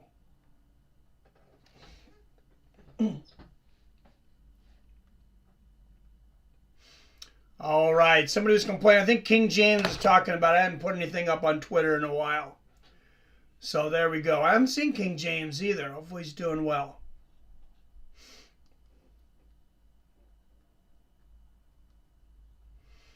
As always, if you follow us on Twitter, you can follow us, Seattle Mike at Fights W Friends. If you don't find it, just a minute, you'll be able to click this link. If you type in hashtag Fights with Friends, you're just going to see all of the finishes.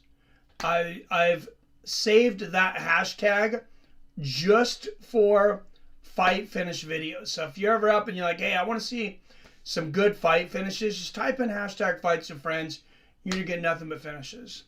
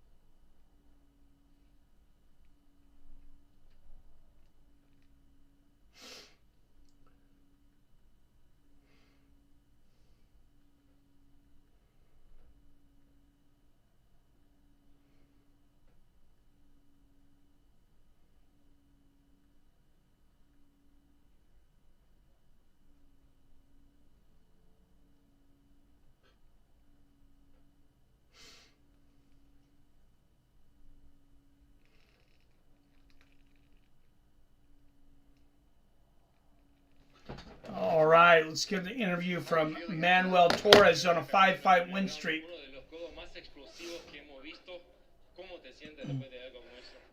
Estoy muy contento, la verdad, ya todo el estrés, todo lo que se siente antes de venir a pelear y todo el trabajo se acaba de ir. Gracias a Dios está bien mi oponente. Espero que todos estemos bien. Aljamain Sterling says, "Oh man," on Twitter weighing in. Champ's got a fight coming up here quickly. Going to be taking on Sean O'Malley. Coming off a big win against Henry Cejudo. Well, I mean, the timing was perfect. Is there something that he saw in the tape? All right, guys, I got to refill my water. You can take a look here. Look at this. I'm going to send some of you to a commercial break here temporarily. You saw in Motta that you knew you would be able to land that because you guys were exchanging back and forth. You got hit with a few shots. I see you shaking out your jaw, but ultimately it was this elbow that. Excuse me.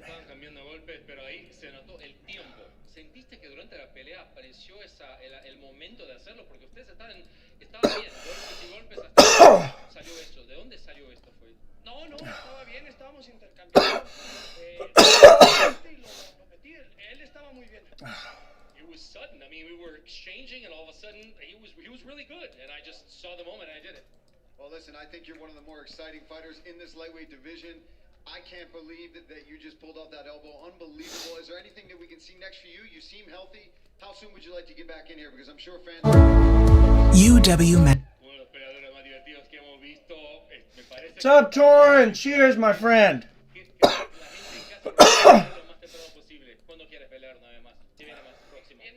All right, I got to get some water, guys. Sorry.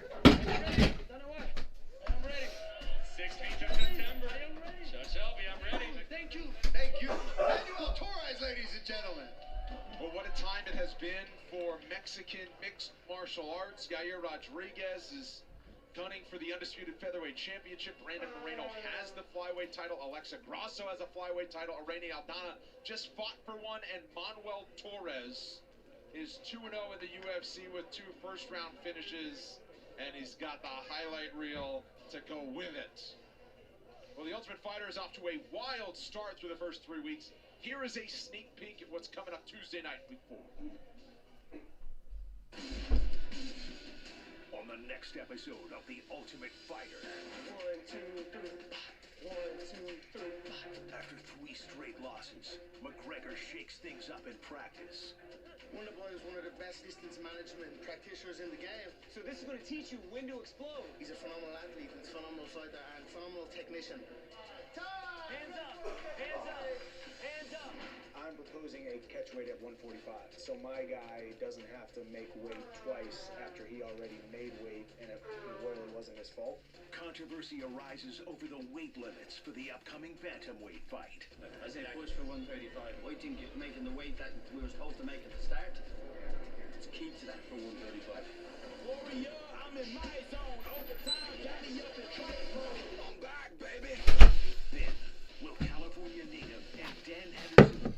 All right, well, they are advertising the Ultimate Fighter at the moment.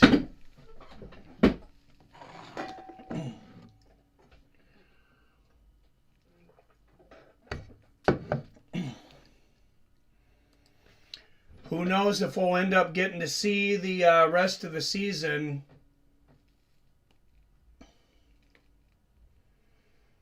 You got, I don't know, as Khabib calls him, Conor McRaper. Wasn't me, Khabib said that.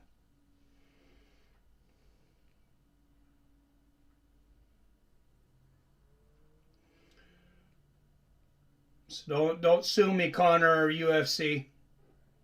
That's your boy.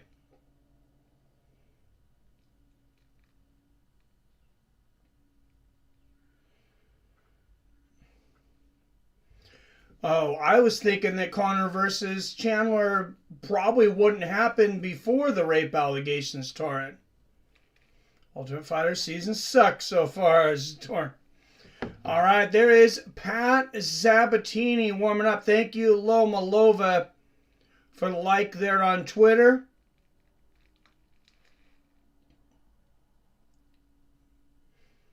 Thank you, George. All right, Lucas Almeida, big favorite in this one, 14-1, warming up.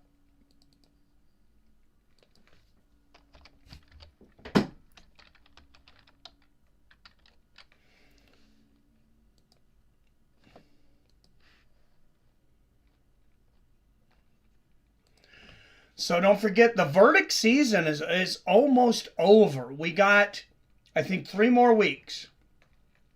Maybe 2 more. You have the 24th, so 3 more, including this. You have the 24th, 31st, and then International Fight Week will be the last week. So we got 3 more after this.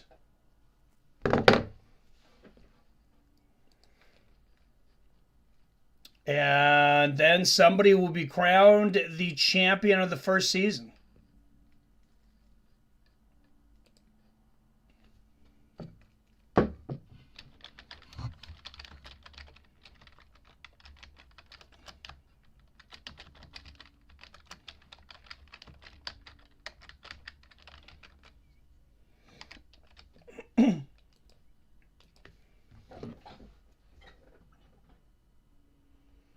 People give John Jones so much crap for his trouble, but gives Conor a pass for his troubles. It's a selective outrage I don't like. I give them both a lot of shit. I think they're both just garbage people. But yeah, I get that. God, I don't know who of those two people are worse. It's really a race to the bottom with those two. And I know I've said that John Jones should be kicked out of the UFC I don't know how many times, and I've said Conor should be kicked out, and I think he should be kicked out again for this. Probably not going to happen. But we'll see how happy ESPN is with this new allegation. It's all about who we like, says Torin. Well, I was a big fan of both guys, Torin, but I just could not look past the out of the cage stuff. At a certain point, I just couldn't.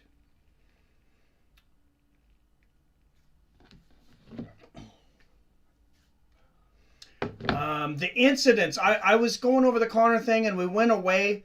So the accusations against Conor, ain't nothing new gonna happen to Conor or Jones, and probably not. You're probably right. I don't know about this Conor one though, man. I mean, the spotlight for ESPN is big. This was at the NBA Finals. This accusation.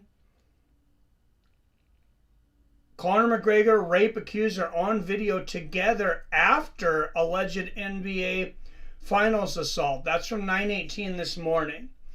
So a woman who alleges Conor McGregor violently sexually assaulted her inside a bathroom at Miami's Kaseya Center was reportedly caught on video with the UFC superstar after she claims the attack happened. Footage obtained by TMZ Sports shows the woman talking with McGregor while holding drinks at a club table inside the arena before McGregor leaves the section. And I did say, innocent until proven guilty. He's just had so many accusations against him. One, it makes him hard to believe that they're all not true. But 2, then you make yourself a target too. Because people see so many accusations coming and it's like, oh, just one more accusation. It's got to be true.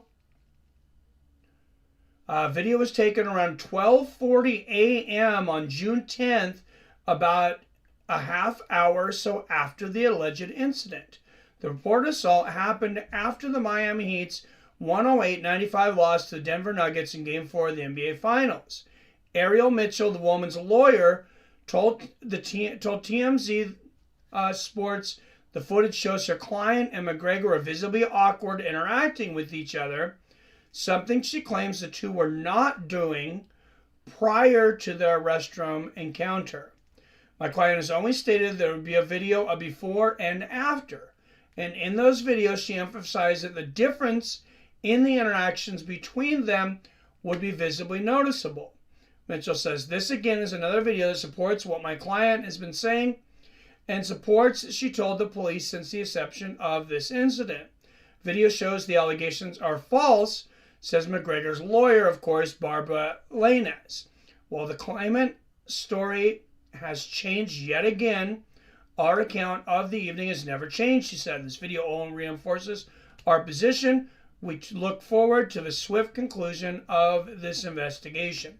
The incident allegedly took place on a night that McGregor was part of the in-arena entertainment. I have no idea whether it's true or not, but this is very similar to other allegations that have been laid at Conor McGregor's feet. Yeah, the UFC better start looking for Chandler a new opponent, because the McGregor fight ain't happening. I think Chandler needs, to make that clear. What I would do if I was Chandler and say, hey, I've been inactive for too long. I do want to fight Conor. I definitely want to fight him, but I want to stay active in the meantime. So can you get me a fight, against so-and-so or whatever? And they're likely to do Chandler a little bit of a financial favor here and kind of give him, maybe a lower tier opponent that he normally wouldn't get. I know that's not normally what Chandler would want. He's a competitor. But if you're getting paid the same anyways, go out there, knock out, whatever the 10th guy is ranked at lightweight. I mean, I know there's not a lot of gimmies in that top 10. But, you can throw somebody against him that he's likely to defeat. And give him the winner of Tony Ferguson and Bobby Green. I don't know if they would do that. But, that's a very winnable fight for Chandler. He'd be a big favorite. And then he still has enough time to fight Conor. Conor's still not even in the USADA pool. So, for him to fight before the end of the year, Chandler definitely has time to fight in between. I was thinking they do Chandler versus Moicano next for MSG in the fall. Moicano? Like Hanato Moicano? I don't know. I don't know about that.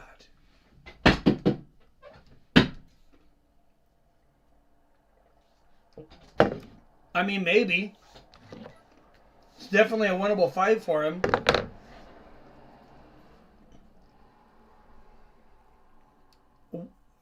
By the way, Torn, I gotta ask you, what do you think about... Did you see the odds come out on the Tony Ferguson-Bobby Green fight?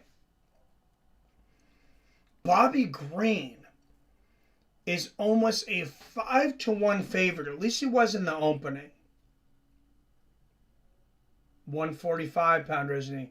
Yeah, that's what yeah, he is, Billy. Unless he's going up to 155.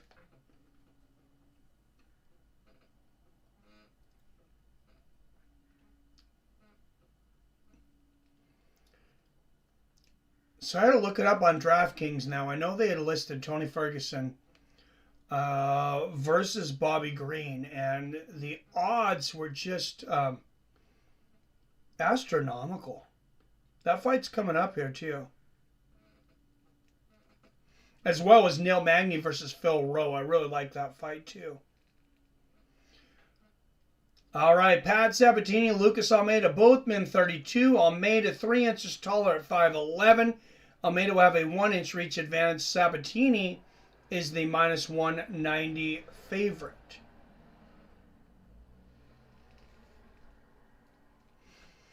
Odds are moving closer. Green's a minus 330 now. Ferguson plus 275. Some money coming in on Fergie. All right, out of the blue corner, he has a plus 160 underdog out of Sorocaba, Brazil. Lucas Almeida. I don't know about Moicano is dangerous. I think he could beat Chandler. Moicano is at 55. Huh. No, I haven't seen the odds. All right, now to the red corner. He has a minus 190 favorite out of Philadelphia, Pennsylvania. 17 wins against 4 losses. Pat Sabatini. And they've been trying to build Pat Sabatini, I feel like. Chris Cannonier is the referee for this one. Cannonier will call the shots. What an act.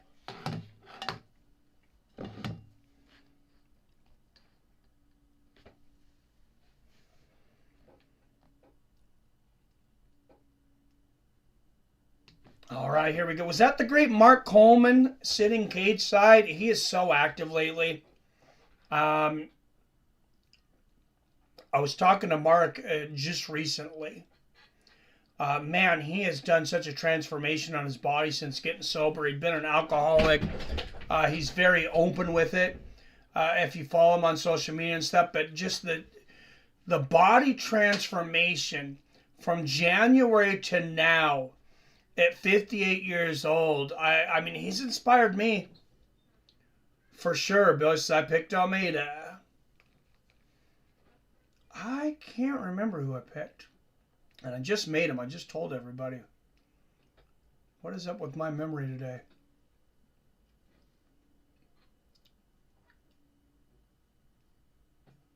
I picked Sabatini. I think Ferguson has a chance against Green. Not like Green is some young up-and-coming star. He's an older guy like Ferguson. He doesn't present any danger in the stand-up department for Tony. Yeah, that's why I was so surprised to see that the odds weren't a lot closer, Torin. I think that's a very winnable fight for him. I was glad that they gave him that fight. I think it was a good fight to make for both guys. All right, Sabatini on top in half guard on Almeida here. He's going to start raining down some ground and pound now.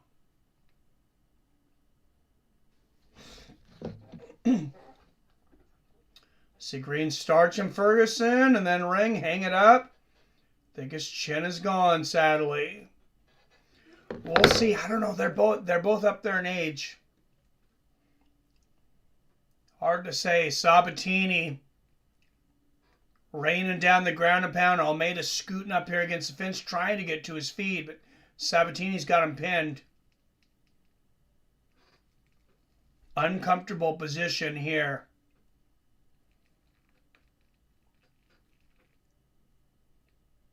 Almeida's corner trying to encourage him, but he doesn't really doesn't look like he knows what to do here.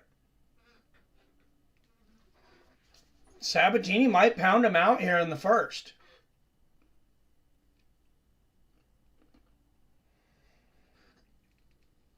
Now, it's been a while since Sabatini's gotten a submission. 2:20 left here in the first. But he definitely does have some good jiu-jitsu if Sabatini gives up his back as he's trying to escape here.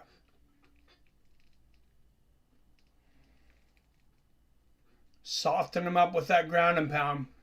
2 minutes left in the first. All Sabatini. Verdict sponsors PFL. I found that out last night. I seen that. I didn't watch last night's PFL, but I watched, I think it was the week before.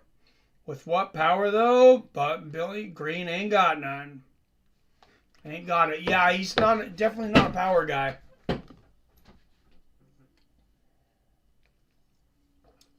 If Bobby Green knocks him out, I would say he's definitely shot.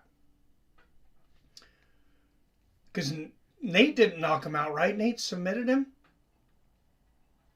I'm trying to remember now. I know that fight happened not that long ago. But I think Nate hurt him and then submitted him. Yeah, Sabatini in full mount, just punishing Almeida with the ground and pound now. Oh, man. He might get a stoppage from Chris Cannonier now. Oh, big elbow. This is close. 55 seconds left in the first. Another big one. I don't think Almeida's going to make it out of this round. Another big left hook there from Sabatini. There's another big elbow. And another. Cannonier could stop this fight at any time. Another big elbow. Oh, man. Oh, now he lays on the ground and pound, turns his back. For a moment, Sabatini never going for the submission, though, just continuing to rain on the ground and pound. Big elbows. Cannonier almost stepped in there. 20 seconds left here in the first. I would stop this fight. I would have stopped it already. More big elbows here for Pat. Oh, Pat just riding him. It looks like Almeida is going to make it to the second round. Wow, Sabatini. Big hammer fist. Man, I'm a little surprised that Cannonier didn't stop that fight. 10-8, Pat Sabatini.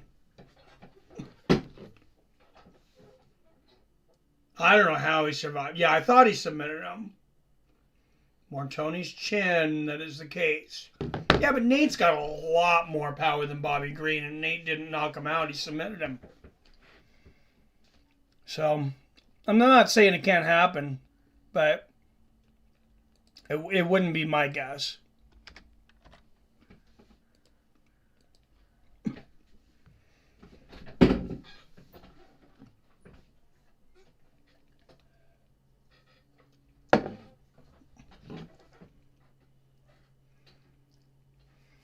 Three spot coming up against Armen, Petrosyan, and Christian Duncan. That's going to be a hell of a fight. Close odds on that one. Both those guys are killers.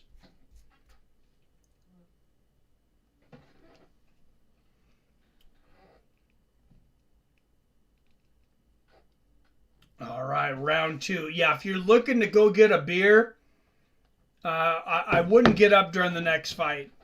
I think it's going to be a barn burner. Good low leg kick there from Almeida. Sabatini immediately shoots for the takedown. We'll see if Almeida can keep upright this round and for how long. I have a feeling it's not going to be long. Tony's in that bad spot where no chance to be champ, but still has desire to fight. Hope he doesn't go out like BJ Penn or Cowboy. Unfortunately, most fighters do.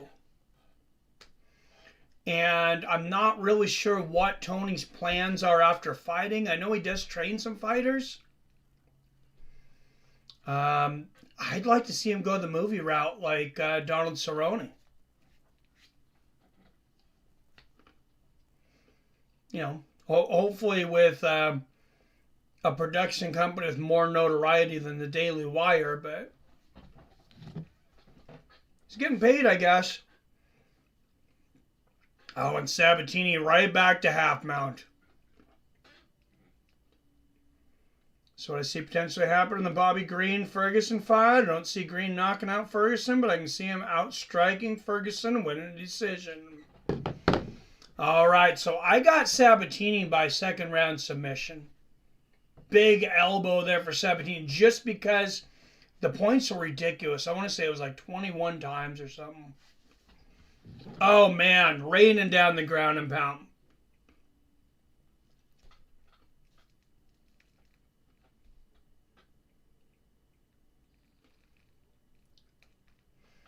Oh, there it is. Anybody who picked knockout for Sabatini, you scored 20.5 times. Somebody did, I'm sure. Oh, man.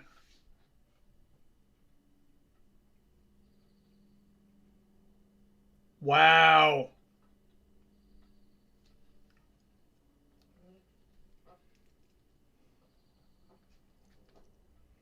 Tap, tap. Almeida looked like garbage. Yeah, he did. Absolute garbage. Did he tap? Did he tap the strikes? You said tap, tap. I didn't see a tap. Or are you just saying tap it on his head?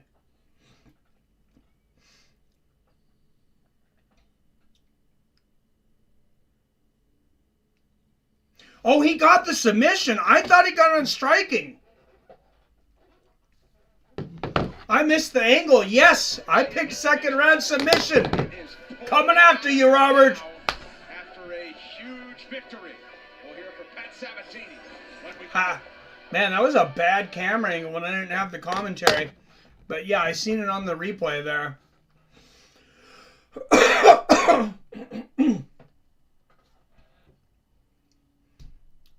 All right, I picked that one to the T.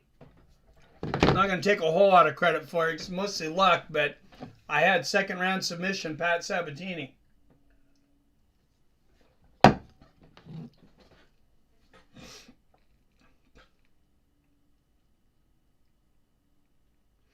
For a total of 2,594 points.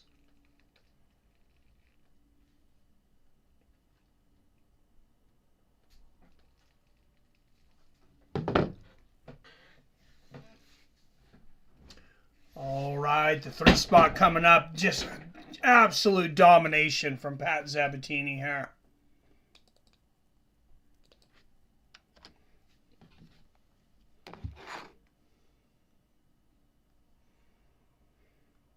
All right, this next fight should be absolute fire. This is my pick for fight of the night, without a doubt. Oops.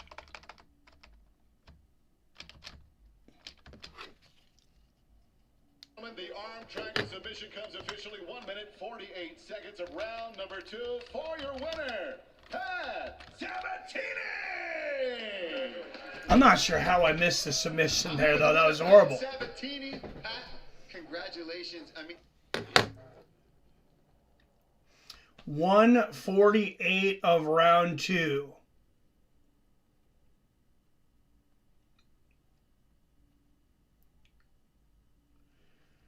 Wow, and we'll get that one up on the Twitter as well. Moving to 18-4, most wins in the featherweight division since 2021. We're gonna try to start landing some punch and get him away, but Former Cage Fury fighting champion. as you can tell, I'm pretty hyped up. yeah, now it seems like you're calming down a little bit here. Obviously, a lot of emotion, right? When you come in here, you had a lot of momentum in the UFC. Then you take that loss, but you bounce back. What was the mindset between that last fight and here to get you to come in here and do this kind of a performance? I had 2 choices. 1, let the situation get the best of me, or 2, let me get the best of the situation. I'm so glad that I chose that second one. Absolutely. And Pat, I don't know if they're going to show any replays up here in the... Here we go. Pat Sabatini taking down Lucas Almeida. It was all Sabatini in this fight. Brutal elbows. And here's the bloody arm triangle. There's the tap from Lucas Almeida. That's a much better angle than the first time they showed the fight, when they showed it live. But a huge win for Pat Sabatini. Wow.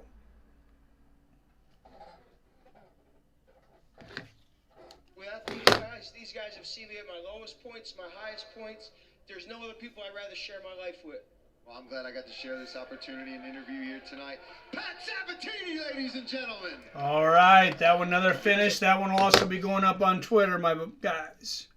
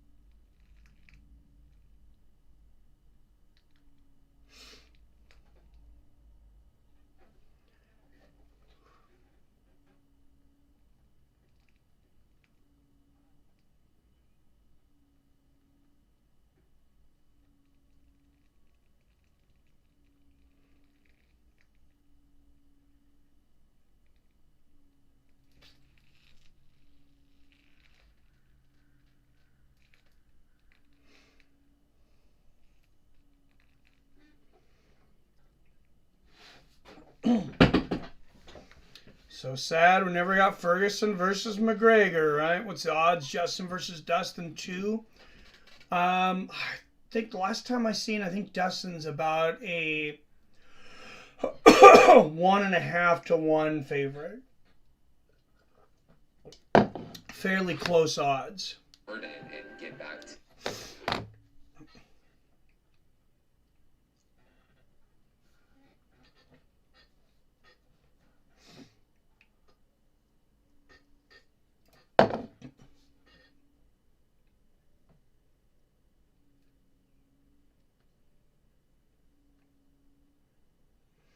All right, that last finish. Excuse me. That last finish is available now on Twitter.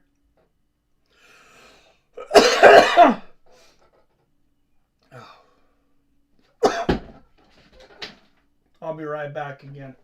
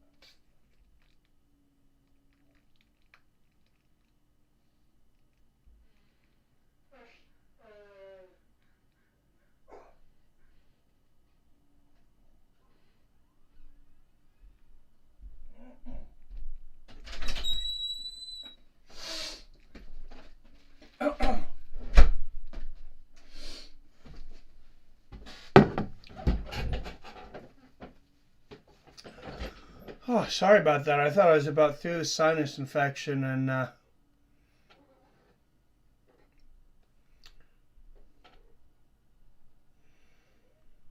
apparently the talking's not doing good for it.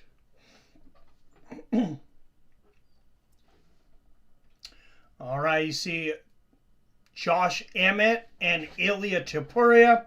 That's the main event next week. Significant strikes from Josh Emmett, about one more per minute than Topuria. That's a pretty big number. Yeah, well, I'm towards the end of it, hopefully, Billy. I had a sinus infection. Wife got a sinus infection and shared it with me.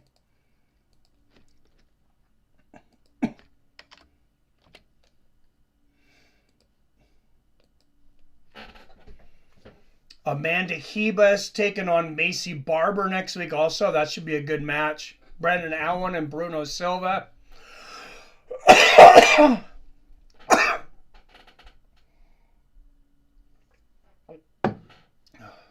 Going to grocery stores leads to getting sick often. Yeah. Good point. People don't wash their hands, especially kids. All right, there's Armen Petrosyan, 8-2, 6 wins by knockout, warming up in the back. I'm gonna get an alcoholic beverage, guys. I don't know if that's gonna help or hurt, but I'll be right back.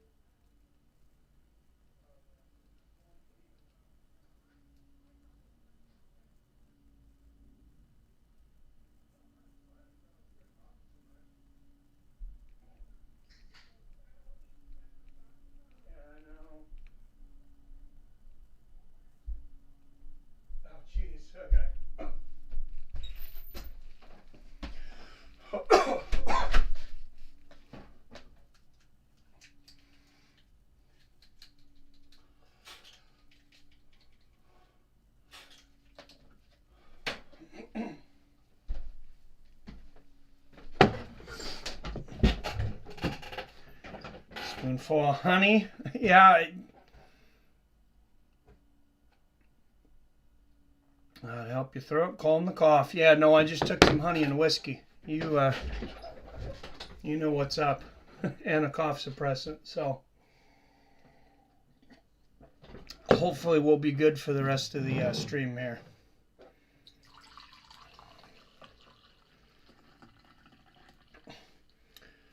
That used to be like the main medicine. Like whiskey was for everything. Until not that long ago in a lot of households. I know my wife said her mom, even when they were babies, they would be teething, or if they ever had a toothache or whatever, she would just take a cloth, dip it in whiskey, and put it right on their gums.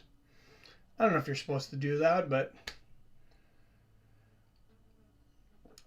she's still here with us, so. All right, Christian Duncan and Armen Petrosyan. I really expect this to be one hell of a battle. Pick Duncan by TKO. This is Billy. The hell did I pick? I think I'm going to pick Duncan too. Oh, no, I picked Petrosyan by...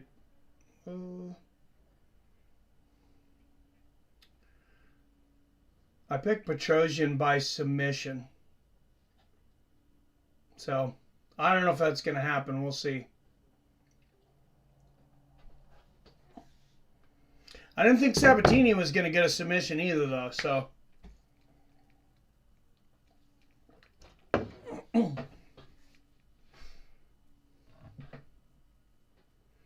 Yeah, Duncan can definitely win this fight, though. He's a hell of a warrior.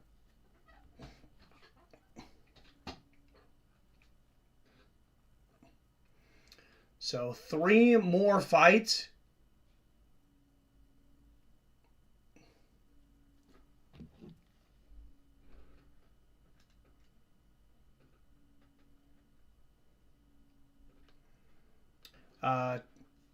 Tim Tszyu is fighting tonight too on the boxing front for those interested. Hopefully that main event, if you're interested in it, will be starting right after the UFC is over. But if you remember Kostya Tszyu, Tim Tszyu is Kostya Tszyu's son, and he's a great fighter. He's done pretty well. Works amazing. Yeah, it does work pretty. Oh, if you cut up an onion, put it in a mason jar, fill it with honey, seal jar. 12 hours later, take a spoonful of honey every 4 hours. It can cure minor infection, the flu, and common cold. Works amazing. Never heard that with the onion. Thanks, Billy. Interesting.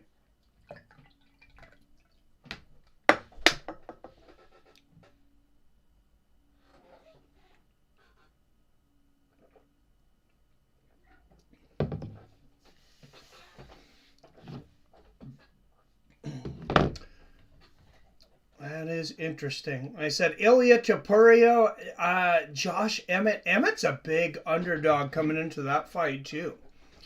I want to say he's almost a 5-1 underdog. Topuria's a stud, but Emmett's got wild power. I expect that to be a good fight.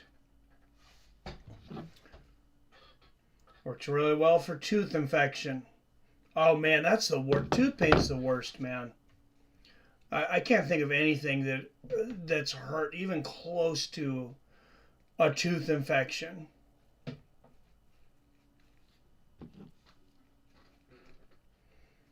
So if you can't get antibiotics, do that. Huh. Yeah, good to know.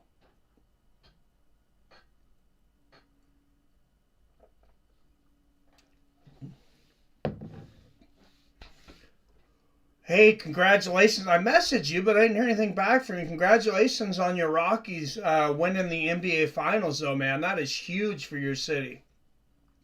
Really happy for you guys. Denver Nuggets, NBA champions. All right, Armen Petrosyan, slight underdog, plus 140, 5 years older at 32. He has an inch taller at 6'3". Christian Duncan, 8-0, minus 165 favorite, 5 years younger at 27. He'll have an 8-inch reach advantage at 79 inches. Wow. An inch shorter and an 8-inch reach advantage. Petrosyan's got some T-Rex arms. All right, first out of the blue corner at -165, favorite out of Gloucester, England. Undefeated at 8-0, Christian Duncan. And a couple of middleweights here, too. Izzy needs contenders. I would imagine he's paying attention, and he's got somebody paying attention tonight. Out of the red corner at +140 underdog out of Yerevan, Armenia. 8 wins against 2 losses. Armen Petrosyan. Onion has natural acids that fight infection, and the honey pulls it out of the onion. Interesting. So you couldn't just eat an onion.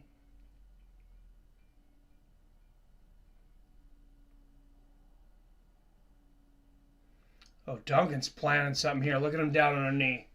Oh, there they touch gloves. He was looking sneaky there, though. Oh, good spin kick to the body there from Duncan. And the side kick to the knee. Oh, he throws a lot of spinning stuff. Whoa, look at the spinning heel kick attempt there from Duncan. Good inside leg kick there from Petrosyan. Duncan lands the outside. Duncan going for the front face kick there. Right hand from Petrosyan. And a good body kick from Petrosyan. Oh! Fakes the flying knee, lands the left hook, does Duncan.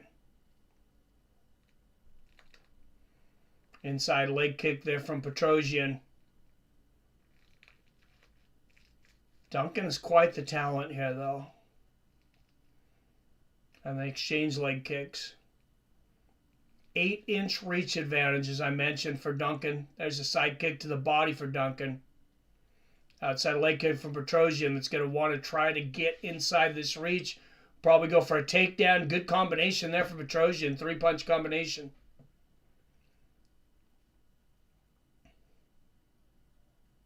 Oh, left hand right on the chin from Duncan. And you see Duncan comfortably switching stances. Very flexible, throwing that front face kick there. Oh, goes for the spinning wheel kick again. They exchange leg kicks. Duncan doesn't want to get too sloppy here against Petrosyan, though.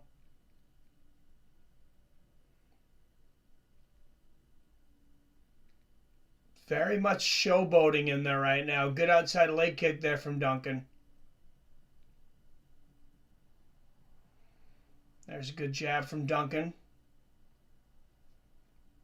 Petrosyan landing the leg kicks here. And he's got to kind of concentrate on the kicks a little bit because he's got that reach disadvantage with the hands, but he lands a good combo there. Oh, Petrosyan catches that kick finally. Not able to take Duncan down, though. We'll see if Duncan's a little more careful after that. Good left hand for Armen.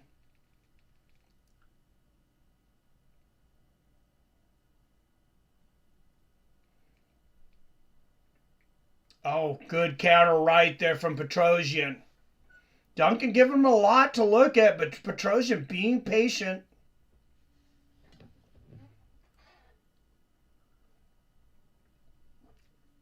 Inside leg kick there from Petrosyan. I hope Duncan didn't underestimate Armen Petrosyan. That would be an insane thing to do. Good outside leg kick there from Duncan and on the inside. 2 minutes left in the first. Oh, nice right hand from Petrosyan.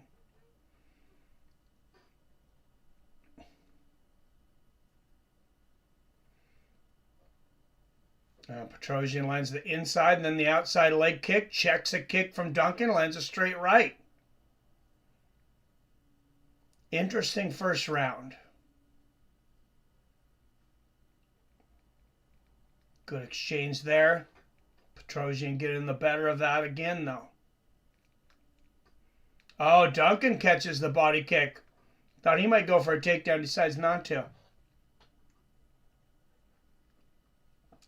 Oh, big left hand from Duncan. Petrosyan answers with a right hand of his own. Good left hand there from Duncan. You see a lot of strikes in this first round. Both guys around the 25 mark. Over a minute left. Good exchange. Oh, that left hand from Duncan is so fast. Another good body kick from Petrosyan, though, and the inside leg kick. It's a close first round. Other inside leg kick for Petrosyan. Could be whoever takes this last 45 seconds.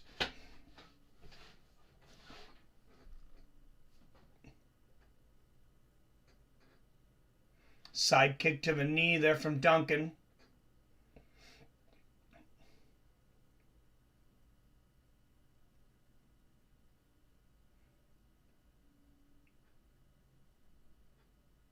And you got to wonder, is a lot of this flashiness, is that going to sway the judges?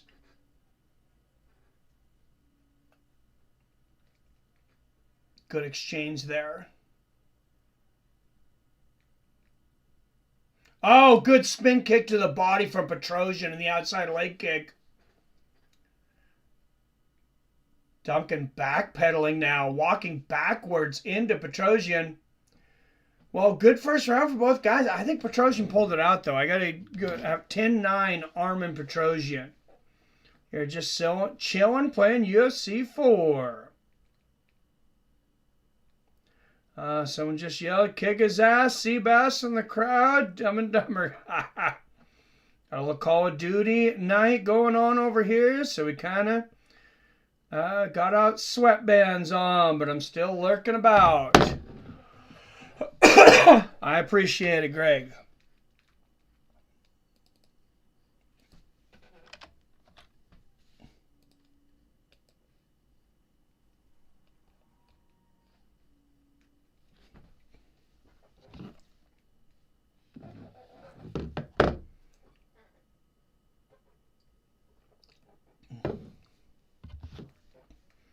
I think Robert is unconscious. He could be.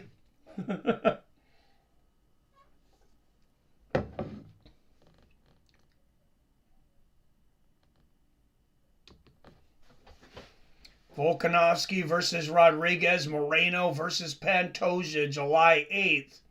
Prelims on ABC. Good side kick to the body there from Duncan. There's another.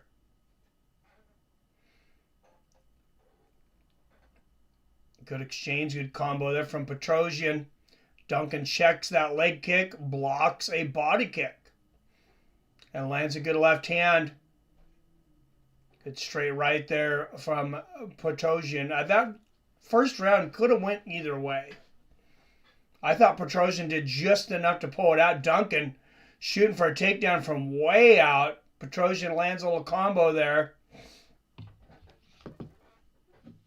Duncan he's trying to surprise Petrosyan here. Lands a nice left hand. Good outside leg kick there from Petrosyan. The double jab.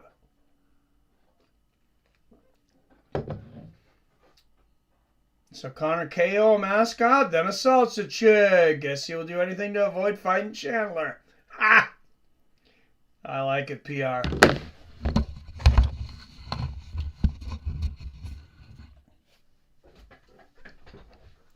I don't think he wants to fight it. I think he wants the Nate fight for the notoriety because he wants to win that fight, but I don't think he wants to fight other than that. Good left hand there from Armen. I don't know that he ever planned on fighting Chandler. Good left hook there from Petrosyan. Inside leg kick from Duncan. Oh, Petrosyan. Good combo there. Quick hands today.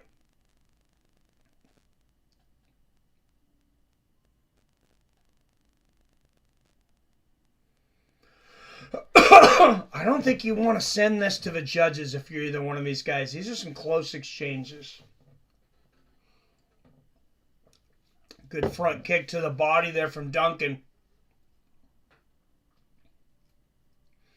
Outside leg kick, Armen. A good body kick from Petrosyan.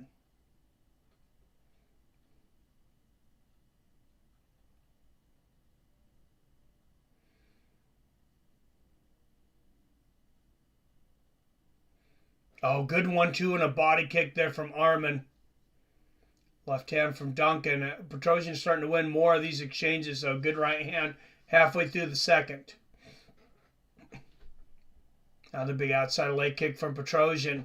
I mean, you're an undefeated fighter from Duncan, like Duncan, and he's won so dominantly. Yeah, I think you start to think that you can't do anything wrong. Good 1-2 there from Petrosyan. Left hook to the body, right hook from Armen. And another 1-2. Duncan's hurt.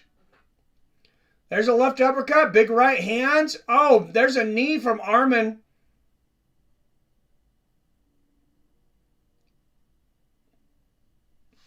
Looked like he was hurt there for a moment. I'm not sure he's actually stunned. Yeah, right there, Roz, is Phil. So Connor has a mascot. Oh, yeah. I read that one, sorry.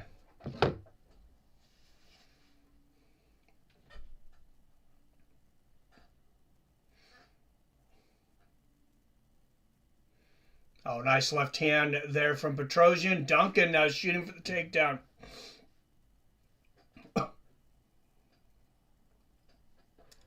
Not what I expected at this point of the fight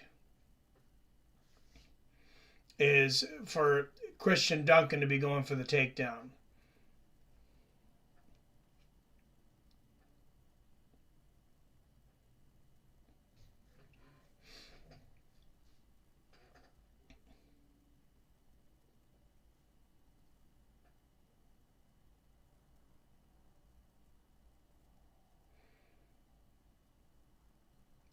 And a little bit of a stalemate up against the fence here.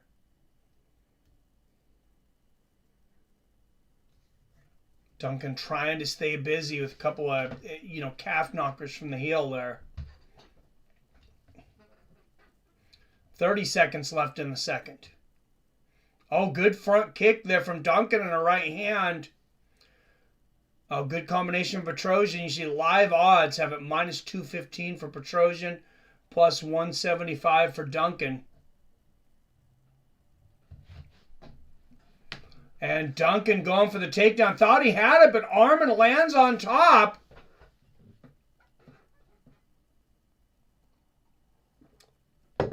And lands 3 right hands at the bell. 2018 Armen Petrosyan.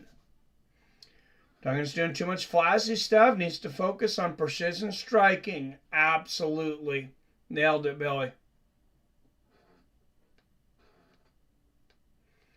2018 Petrosyan.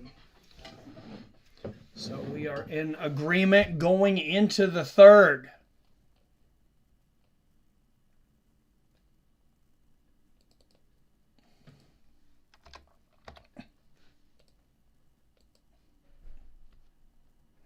Picks are garbage tonight. Yeah, I got that last one, but that was pretty much it, Billy. I was not doing good before that. So, picking fights is hard.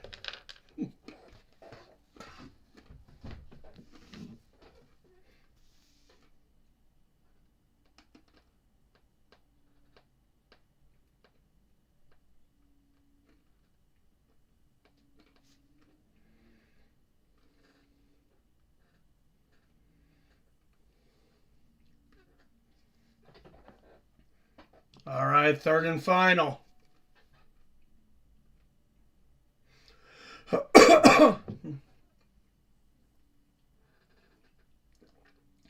Yeah, so I picked Salikhov, and I think I picked Motta too.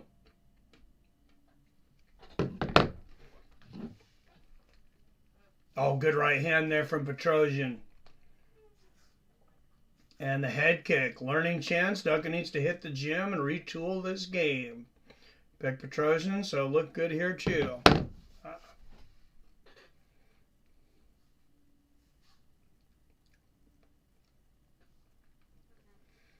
Good inside leg kick there from Petrosyan. Yeah, but I picked him by submission. I don't know if that's going to happen. Good left hand there from Duncan. That's where most of the points come.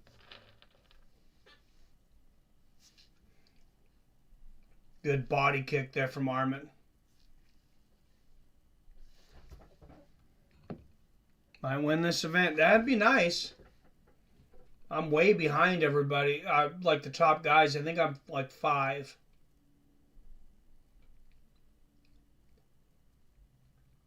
Good outside leg kick there from Armen. And the right hook to the body.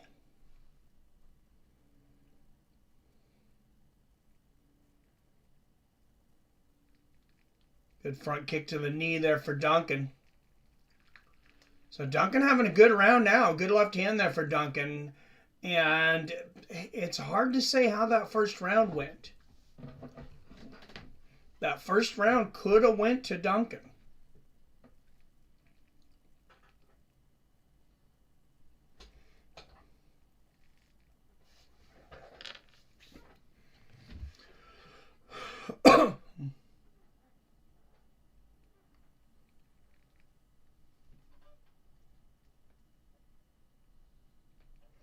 Oh, I'm in second today, 4th for the season. Okay.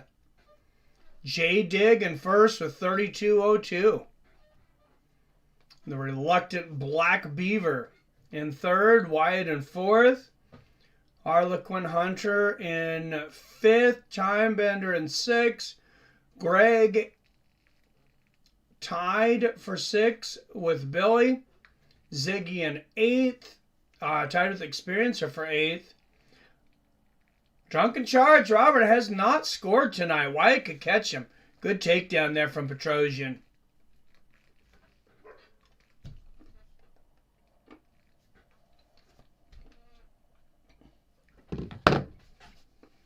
And Petrosyan on top.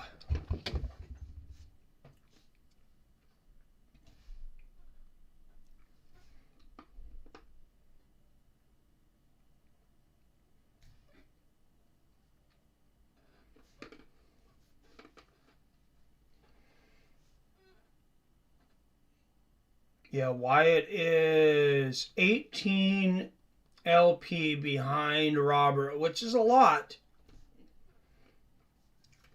11 people playing, the other 5 pick one event, maybe 2. That's it. Yeah, that's most of these things with like fantasy football and everything else. So, you know, 4th, I'm in 5th. We can't catch the top 3 this season. Yeah, I don't even think we're mathematically possible, is it? I don't think so. Oh, good right hand there from Petrosyan. 1 minute left here in the third. Come on, get that submission for me, Armen. Duncan's got a jacked up toe there. He's bleeding.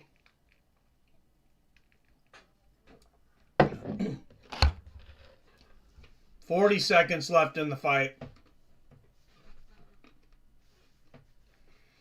And yeah, I think you're right, Bill. I think Duncan needs to retool after this one. I mean, you're undefeated. It's guys buy into their own hype. Good knee to the body there from Petrosyan. 20 seconds left here in the third. I mean, Petrosyan's face looks like a mess, but he's winning this fight. Spinning heel kick attempt from Duncan. Petrosyan's not going to walk in anything dumb right now, though. Oh, and he lands a big right hook. And there it is. My scorecard, 30-27, Armen Petrosyan. Have all these people play, plus my buddy. We could have a full 12-team fantasy football league this year. I think we should. I think we probably will.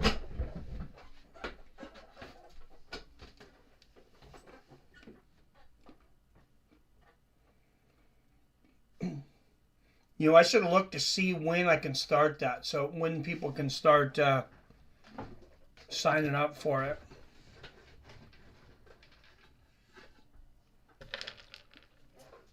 And Billy is in agreement. 30-20 Armen. You know, my feeling, that's the weird thing with the verdict. Like, my feeling was probably, you know, Armen by decision or Duncan by knockout, like how you had. But you don't get that many points for Armen by decision, so you got to take a chance.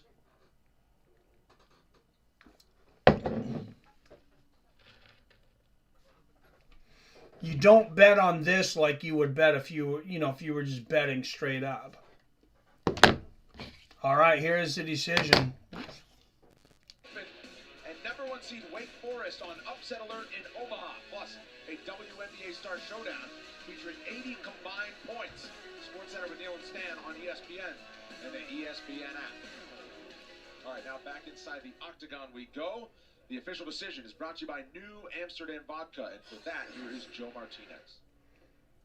Ladies and gentlemen, after 3 rounds, we go to the scorecard. The judges have it 30-27, 29-28, and 29-28. All for your winner by unanimous decision, Armen Superman Petrosyan. Oh, Armen back in the winner's circle. Armen, congratulations. A very fun fight between both you gentlemen. Congratulations on the victory. When facing somebody like Duncan, he's got a very unorthodox style, giving his back to you, throwing spinning kicks. How did you manage that, and what was the game plan to approach such a style? Всем большое спасибо. Всех чувствую. Thank you so much to everyone. I feel all of your support. Давай! Я готов к бойцам из топ-15. Дай мне их, пожалуйста. Dana White, I'm ready for the top 15 fighters. Give them to me. Armen, is there anyone in particular? Well, he's ready. Top 15 with your kickboxing style and the way that you fight that you'd like to match up against next? Абсолютно любой соперник. Я знаю весь дивизион топ-15. Я знаю, что мне любой по силе. Абсолютно любой. Really, anybody from the top 15, I know all of them. I know that I can take all of them, any of them. All right, well, let's go, man. A fight in the top 15. Ladies and He's ready because I think Duncan would beat several of the guys in the top 15. Big performance for Armen. Petrosyan is now 3-1. Yeah, it's a big win for him. And we go from Armen to Arman. Armen Tsarukyan up next.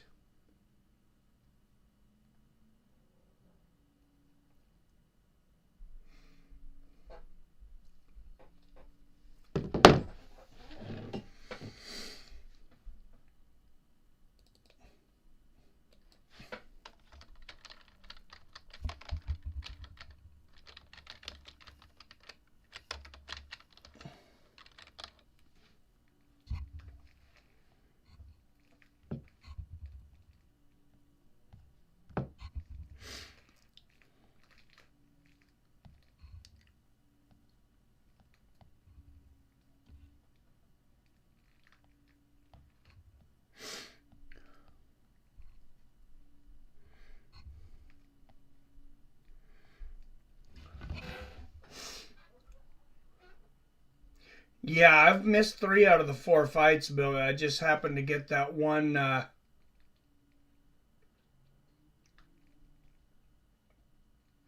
Just happened to get the one submission right.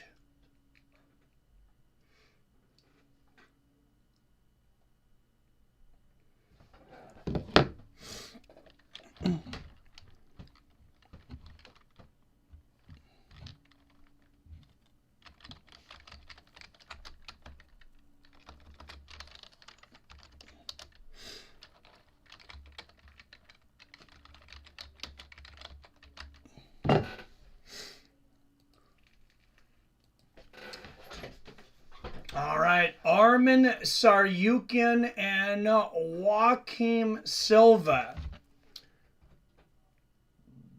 I don't know why this fight night's so late. They were starting to have them earlier, and now we got a fight night till 10 p.m. I'm assuming that they were trying to avoid the NBA Finals if the Heat had survived. 3-1. Am I looking at the wrong?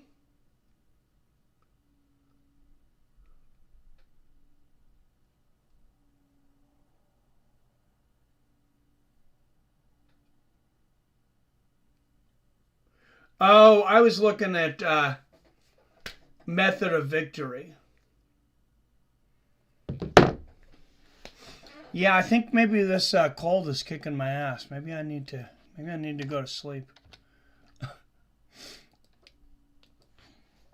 All right, Joaquim Silva, Tough Brazil 4 lightweight semifinalist, Team Shogun.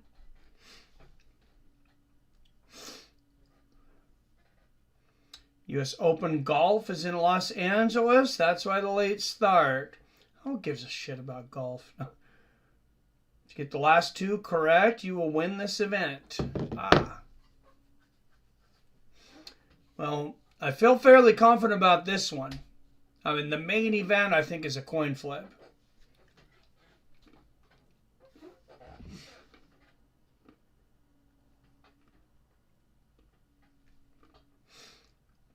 But Jay Diggs quite a bit ahead of me, too. He's 525 points ahead of me.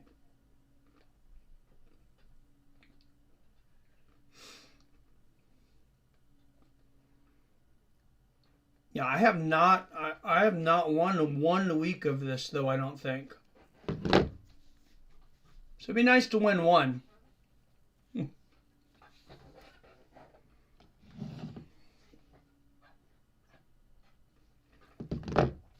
I mean, I understand playing golf, but, like, I don't understand watching golf. I just don't. Earlier this week, big turnout there on Toshiba Plaza. We'll be there with the Octagon 3 weeks from tonight. All right, well, when in Vegas, sometimes you got to take a risk. Shove your chips to the center and bet on yourself. That's exactly what Joaquim Silva is doing tonight. Yeah, maybe I could commentate golf. Maybe that would do better, though, Bill. Maybe I'll... Because those guys are always so quiet and calm. I'd dress up like Happy Gilmore and go crazy. Yeah, Jay Diggs way ahead of me. We all picked Arman in this fight, but Jay Diggs has 100 points on the last 2 fights. That's it. Good to know.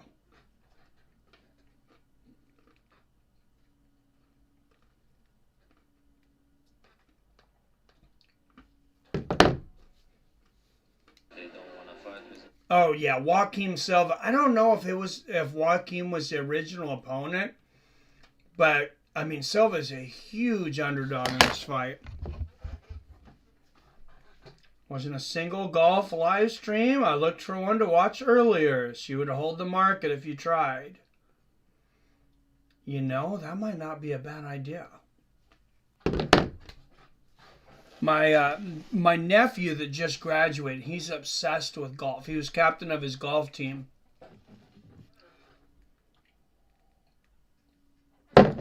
He's really good. He not really thinking about going professional in golf, but he's thinking maybe like a golf coach,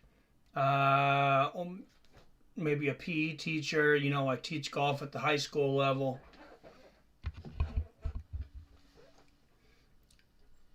Love betting on golf too. I never have, Maybe I should watch it. I don't know. Maybe it's more exciting than I think. Maybe I need to give it a chance.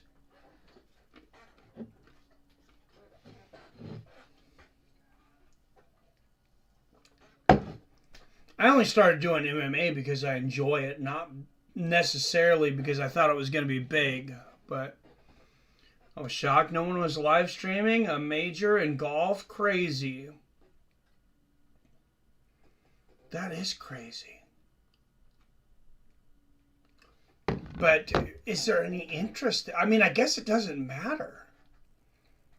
Because if there's 100 people that are interested that would watch a YouTube stream, I mean, there's nobody doing it.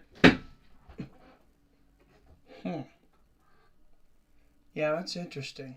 All right, Armen Tsarukyan, minus 1,050 favorite. You rarely see those kind of odds. Joaquim Silva, plus 700. Used to be a channel that did it, and he had 25,000 watching. I wonder if the PGA went after him. Because seems strange that he would stop.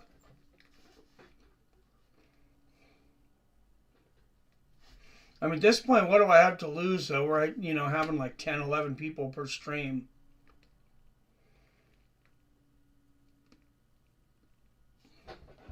What's up, Wyatt? Arman's a monster. Yes, yes, he is.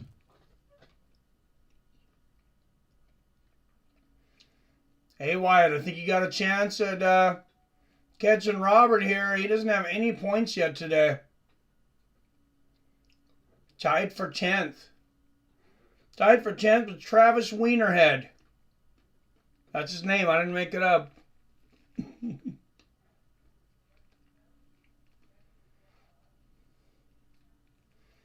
You're sitting there at fourth. You're 1,487 points ahead of Robert and looking to gain 12 LPs. That's pretty good. Try to cover other things until something hits and pair fights with it. That's a good idea, Billy. I don't know why I never thought of that. Because that's how that's how I got to MMA. I know, I always liked MMA, but it started out as Mike Reviews It All. I tried, several different things. And then I did some fight breakdowns, and at the time they were getting a lot more views than anything else I was doing.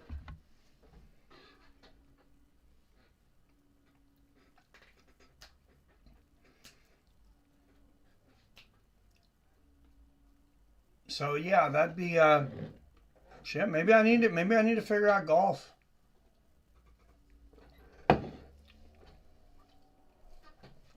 Let's do like golf and darts and pool.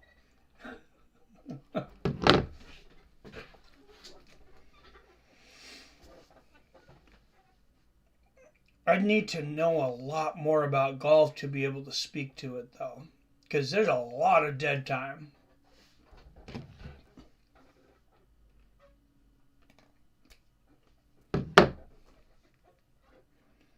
But yeah, that's a great idea. I mean, I never thought of just like throwing out all the sports and seeing what hits. I could try to cover TV shows like Survivor or Big Brother sports or whatever. Just start trying. I can call golf all day. Really? You know a lot about golf, huh? I like to play golf.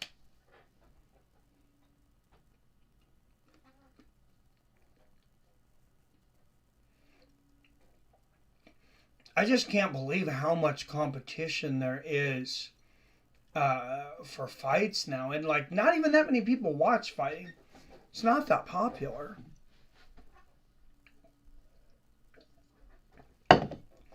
These UFC fight nights, I mean, I don't even think most of them get 1 million views. I think there's a lot of them that don't even break 800,000.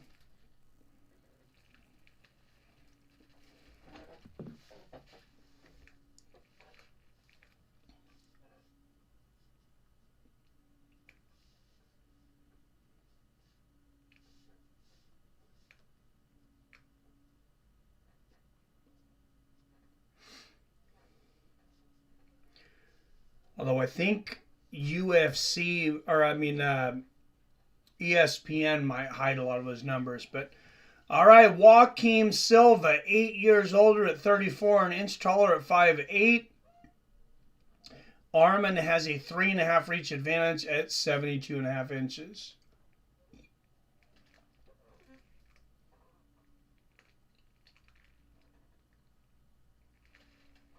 Okay, so the second most watched UFC telecast of the ESPN era was 1.8 million, but it was on ABC. 929,000 ABC, 871,000 ESPN. Out of the blue corner, a plus 700 underdog out of Curitiba, Brazil, Joaquim Silva. Seattle Sounders soccer would also do big numbers. They have a giant following. And out of the red corner, he has a minus 150 favorite out of Yerevan, Armenia. 6-1 is a UFC favorite, 19-3 overall. Presenting the number 8th ranked lightweight in the world, Armen Tsarukyan. I know a lot about sports, Mike. I'm a walking sports junkie. Could call women's softball, NASCAR, MLB, NHL, NBA, MMA, boxing, golf, tennis, lacrosse, rugby, soccer, you name it. Yeah, I'm kind of surprised you don't have a sports channel, Billy.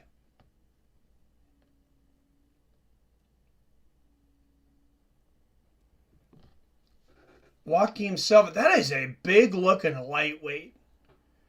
Both of these guys, they are stacked. They got to be 180 tonight.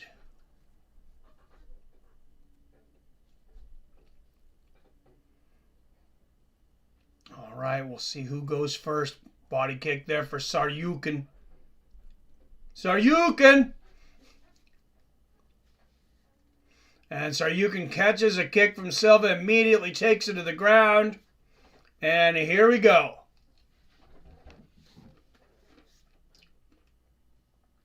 Camera shy, so I do better co-commentator role.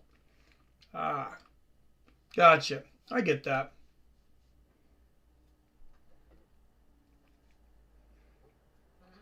Good body shot there from Tsarukyan.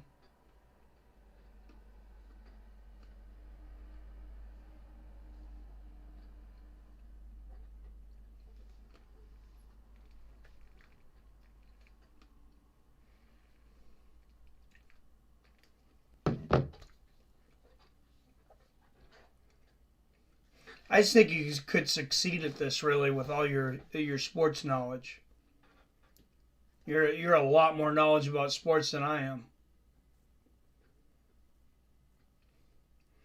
And Tsarukyan inside the open guard here of Joaquim, but starting to land some ground and pound already.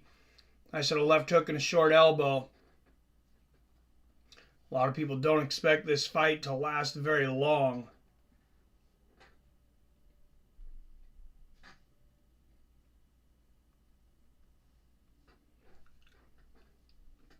Trying to remember what the hell I picked on this.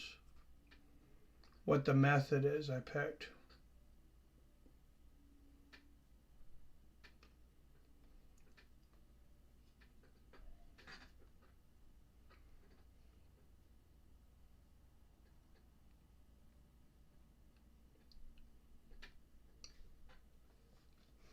Good shots on the top there from Armen.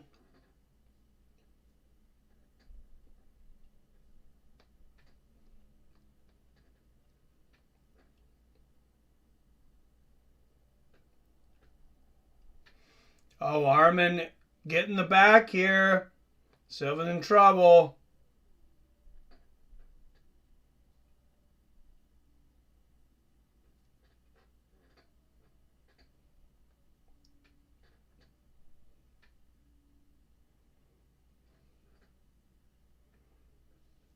I had first round submission for Tsarukyan. 2 minutes left in the first.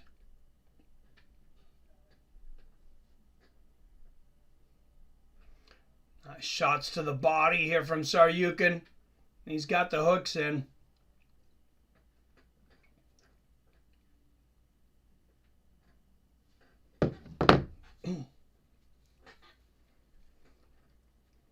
$135 left in the first.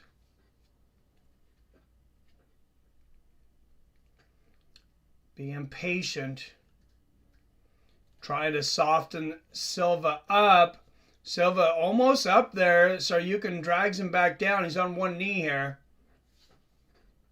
Tsarukyan's got time, but he doesn't have a great position here. He's running out of real estate here because of the fence to be able to wrap around Joaquim. That's going to make it harder. He's trying to pull him away from the fence now.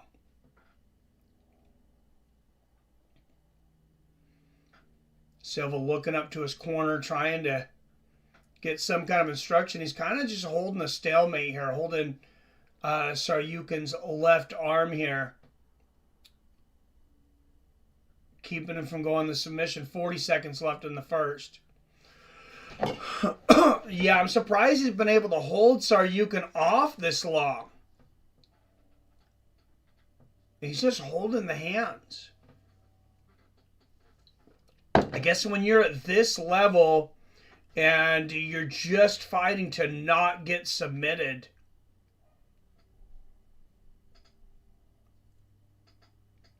"12 seconds left in the first." Looks like Joaquim Silva will survive the first round. Oh, huge elbows from Tsarukyan and a big left hook. 10-8. Armen Tsarukyan. Absolute domination.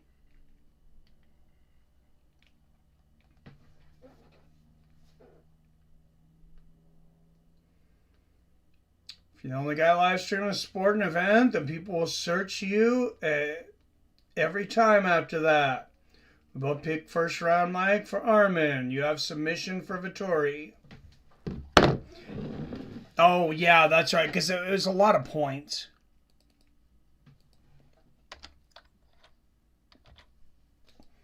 I mean, I doubt he'll get it, but I think it was like 12 times or something. Might have been more than that.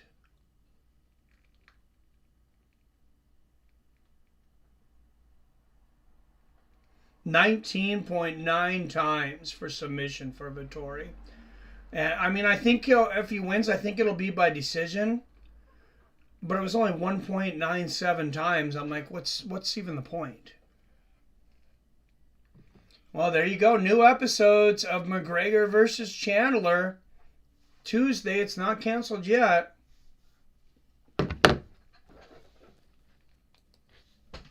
Good kick to the body and a right hand here from Tsarukyan.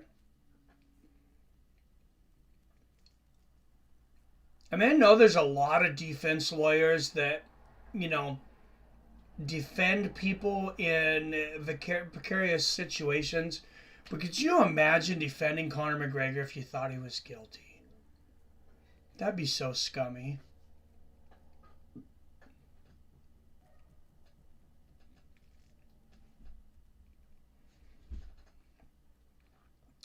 Good defense there from home by Silva, just staying out of range of all these shots from Tsarukyan. There's a big elbow from Tsarukyan, though. 4:10 left in the second. Oh, big right hand for Armen. So the method of victory is the big one, though. Well, I didn't do much about Dana slapping his wife, so not stopping tough yet is par for the course for UFC. Yeah, I mean, I don't know. Yeah, I mean, it sounded like a pretty brutal, assault if you listen to the, if you take the side of the accuser on that one. I mean, does anybody think Conor McGregor's a good guy? Oh, good exchange there. Good left hook there from Tsarukyan. And the right hand upstairs.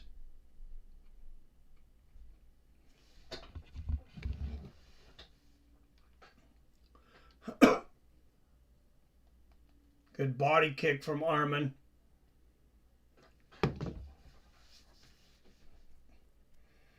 Nice right hook to the body there from Silva. I mean, he's staying in there. Good right hand, Joaquim Silva. He's a professional fighter. I know these odds are wide, but... Oh, that right hook to the body from Tsarukyan hurt Silva. He's putting his left hand by that. Yeah, he's hurt. Might see Tsarukyan going back to the body here. He couldn't stop him from headshots so far. Good elbow from Silva. Left hand upstairs from Tsarukyan. Oh, big left hook to the temple. Oh, man. Tsarukyan going for the axe kick. Lands a nice right hand there. Good combination there from Tsarukyan up against the fence. The over-under for 1.5. Just passed. So if you picked over, you made money. I would not have thought this made it past a round and a half. Good knee to the body from Silva. Oh, big right hand from Tsarukyan. And the left hook to the temple. And if convicted, Conor will know that kind of pain in prison. They will pass him around, right? Oh, big body kick there from Arman. And the 1-2 from Arman. Yeah, he might not get convicted or go to jail in Ireland. He's in the U.S. Things are a little different over here. Good left hand and an uppercut. Good combination from Silva. I mean, we're known for prosecuting big stars. Oh, big left hook from Silva and a right hook. Tsarukyan's hurt. Are you fucking kidding me? A big knee to the body. Tsarukyan's hurt. He's going for the takedown. And Tsarukyan immediately gets on top. Silva landed some big shots. If he won, he would be the biggest underdog in the history of the UFC. I believe the biggest underdog before that was a 9-1. I want to say he was a plus 900. I'm trying to think of who the guy was. Yeah, that was crazy. He definitely rocked him.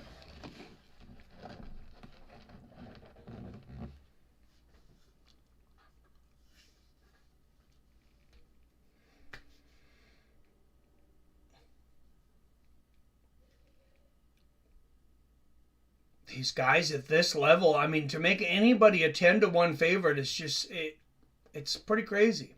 Good elbows from the top here from Tsarukyan.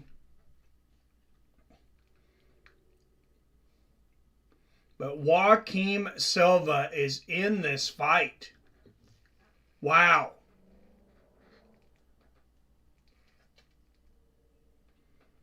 $19-19, said Bill. I gave Tsarukyan a 10-8 in the first. Boom. Left hook right on the temple. Yeah, he was rocked. So I got a 19-18. But yeah, I also gave Joaquim that round.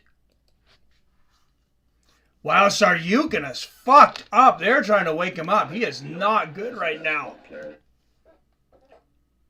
So we caught Arman right behind the ear. Yeah, he's lucky he's still in there. He got caught bad.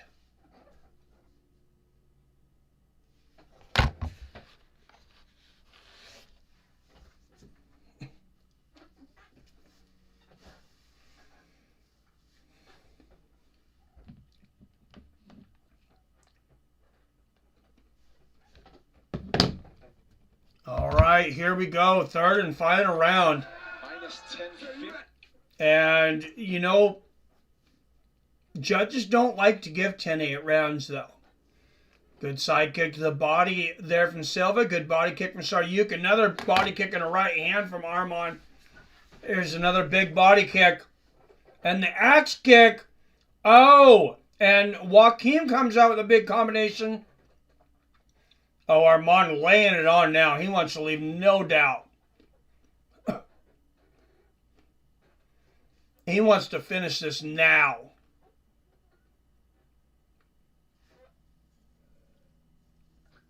Do you think he underestimated Joaquim Silva? I would say so. I think everybody underestimated him.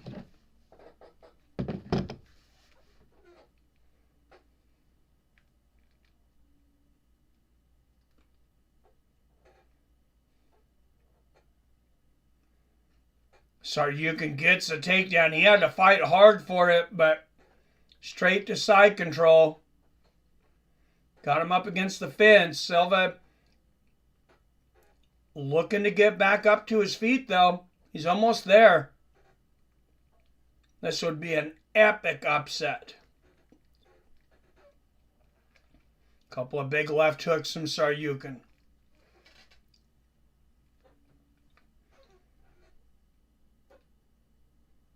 Has a guy ever slipped in the rankings after a win?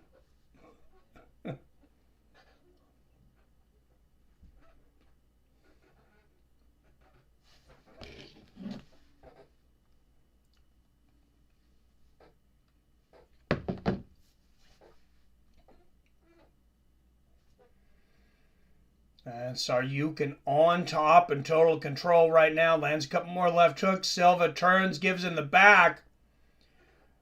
But he's trying to escape. He's up to one knee.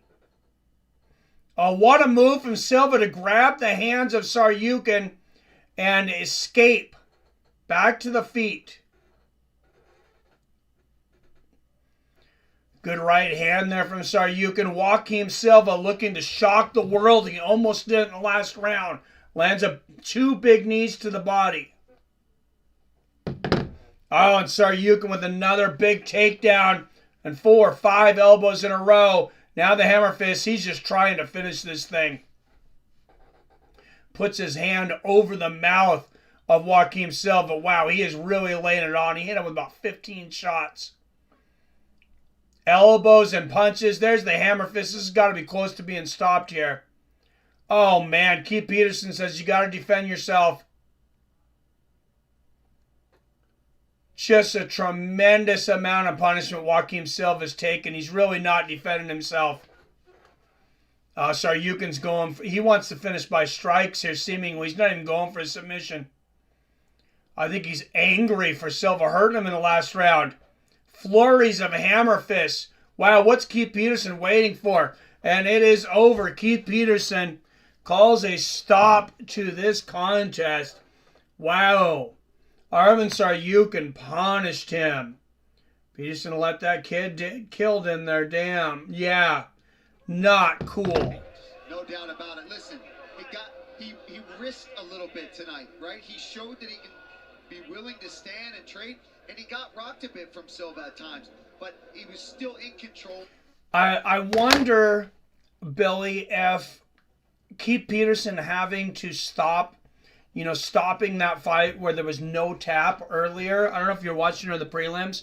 He had to go back, and he had to be the one himself to reverse the decision and call it a no contest. So he actually had to personally take the win bonus out of the mouth of that guy's children. That cannot be an easy decision.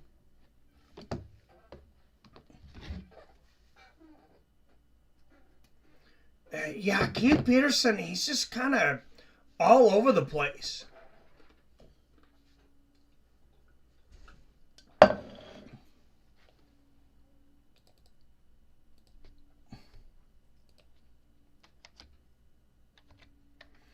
All right, main event of the evening coming up next. That was really bad. That should have been stopped significantly before it was.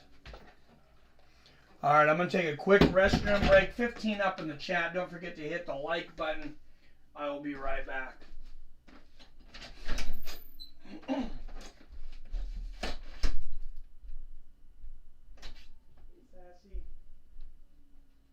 Ooh, that smells good.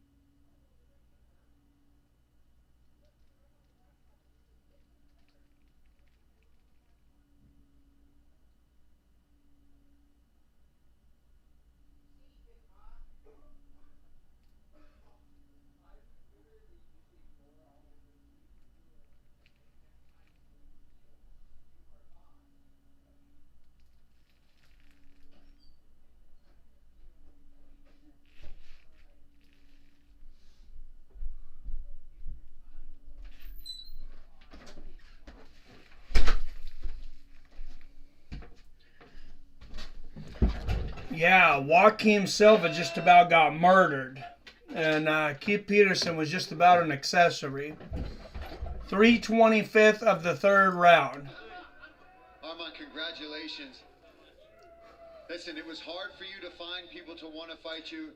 Joaquim Silva got the opportunity, and you gave it to him, showing that you're willing to come in here and face anybody in order to get to the top. How did this fight play out according to how you thought it was going to go tonight? First of all, I want to say thank you for Silva because, And he has clear English. That's a big, whether people like it or not, that's a big part of being a star. That was Khabib's biggest thing. When he started speaking better English, I mean, his popularity soared. You gave me 3 weeks. If you're going to give smash him. Arman, I think that's a fight eventually we all like to see, but let's talk a little bit more about tonight. That's a bad man right there. You were tested tonight. You got rocked, but ultimately you came through that and then came out in the third round with authority. You got this takedown. You see Everybody's going to face adversity eventually. And Armen definitely faced a lot of adversity tonight. First time when I felt like this punch is super tough, I didn't accept it. I was calm, you know, I thought like it's not gonna be like this strong, but It's got to be a lot of pressure. You're the 10-1 favorite. I mean, what's going through your head when you're a 10-1 favorite? I'm gonna finish him. Now you get rocked, you're hurt. How embarrassing that would be. And I do it. And you did. You went out there with a spectacular ground and pound finish. And having done that, how important was that to you, Arman, to make it? God, I didn't watch all the prelims, but of the main card, I mean, I think that's our fight of the night so far. Am I wrong? I think it's got to be.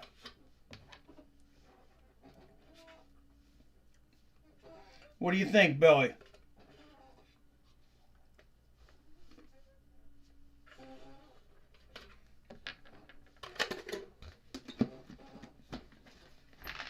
I feel like me and Billy are just hanging out in the living room. There's nobody else in and out tonight, really.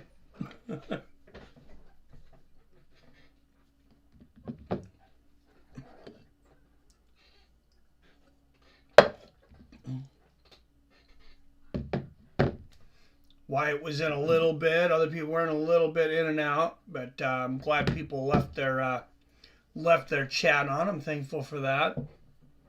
It still says we got 13 people. All right, main event coming up next. Jared Cannonier.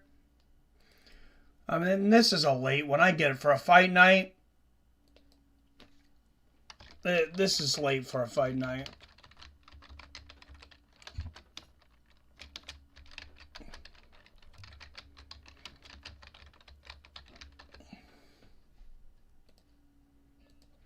If you're going to be spending your late night watching UFC, I think you generally want it to be a pay-per-view.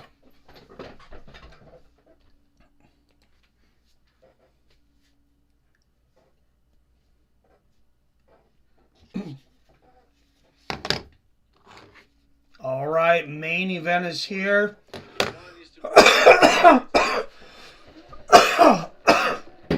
Excuse me. I will get some more water here. And I'll be the first Italian UFC champion.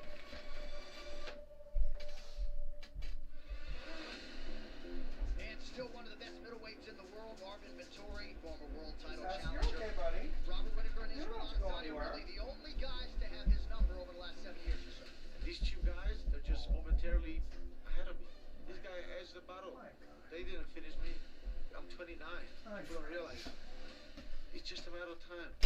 When I get that shot again, you're damn sure I'm gonna get it. I like this matchup because Marvin is a dog. Vettori with the triangle attempt. That was good. He got it. Last December. What's up, Damon? So I appreciate you, Mike. I work at these times and don't get to watch. Hey, I appreciate you being in here, man. You don't even get to watch it and you're in here? That's pretty awesome.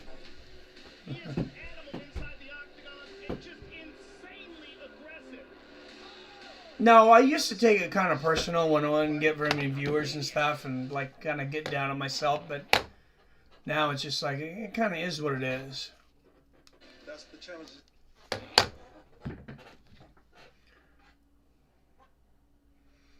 Like I've said, there's a lot of people doing this now.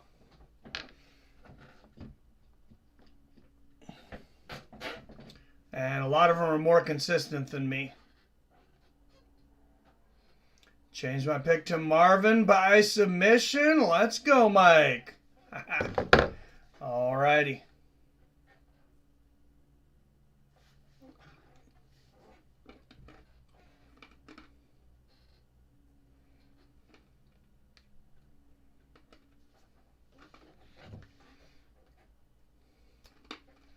I hope he gets it. We'll both get a win here.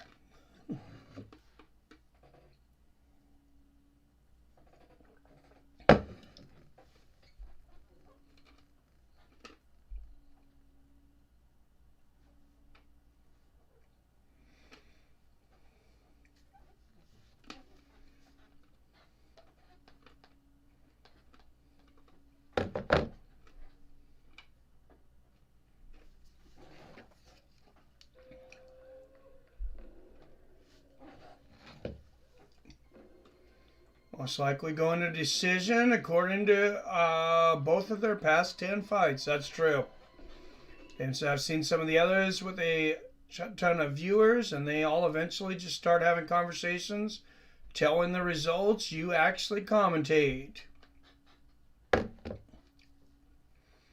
Well, thank you. I try. I don't know if it's what most people want to hear, I guess, but all right, Dallas, Texas. Here he comes. The killer gorilla, Jared Cannonier.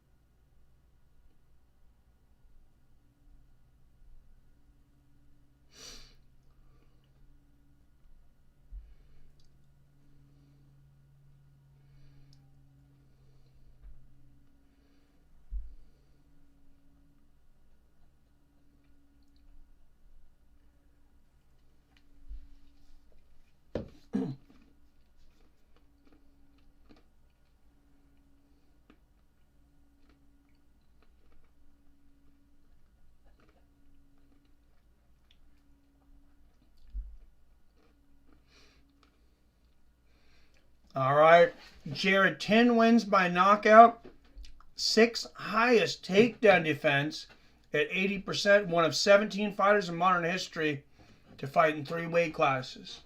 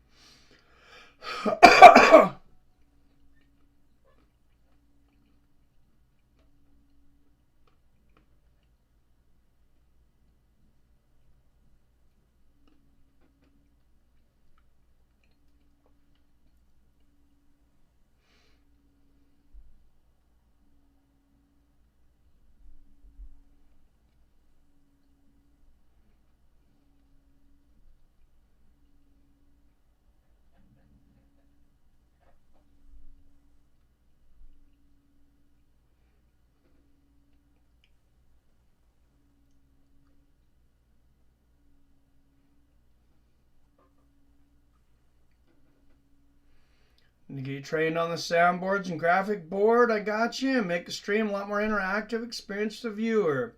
Make your graphic when people tip instead of a JPEG jar. Scrolling chat box.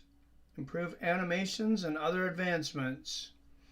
Yeah, I'm thinking about taking like a college class at the Edmonds Community College because I am not a tech guy at all, obviously. Same equipment MMA Halls has, except their microphones. Really? I didn't know what they had, so.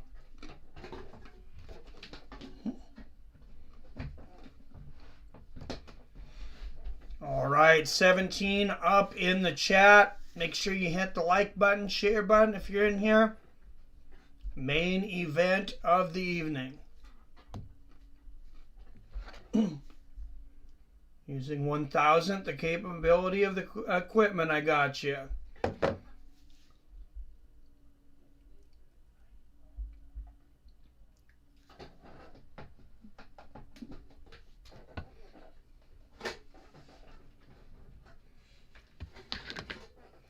You know, maybe I'll have to watch his, maybe I'll actually have to watch one of his streams then, because, yeah, I don't know what else he's doing. I know I can add videos.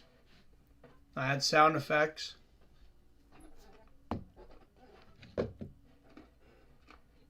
and some graphics. But yeah, I know some people do some more advanced things for sure. Of course, may be a great idea. Yeah, I don't learn very well from like.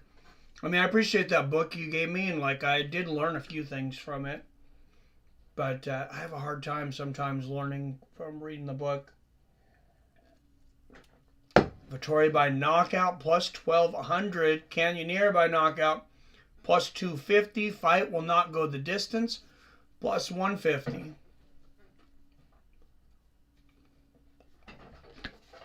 That might be the bet to take. It's plus 150 because I do think this will go the distance. I just bet Vettori submission because you get so many points. All right, Jared Cannonier, 10 years older at 39. Martin Vettori, an inch taller at 6 feet. Cannonier has a 3.5 inch reach advantage at 77.5 inches.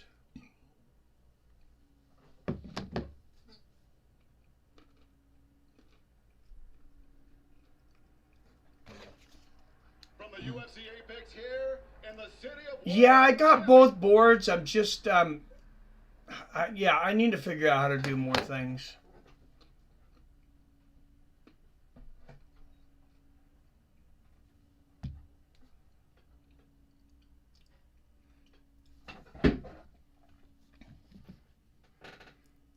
Both these fighters are stuck in middleweight purgatory. Oh, absolutely. referee in charge. So you need a 178.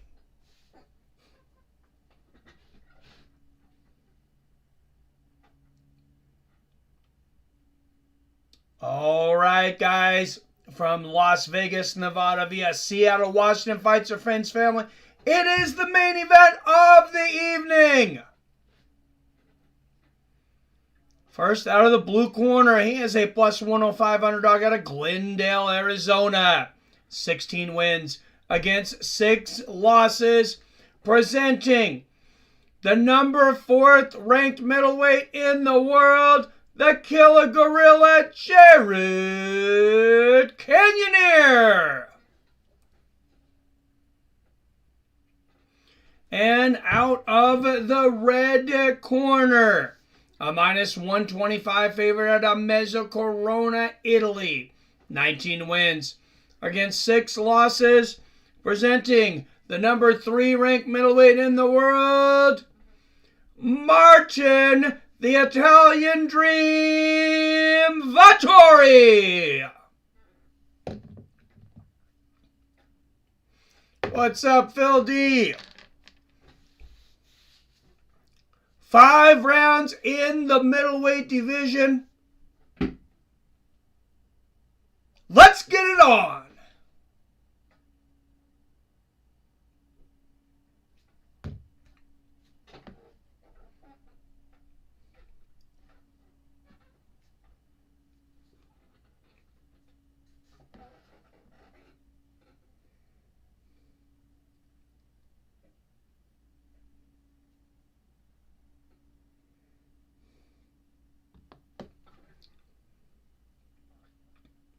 Straight right from Vettori early, outside leg kick.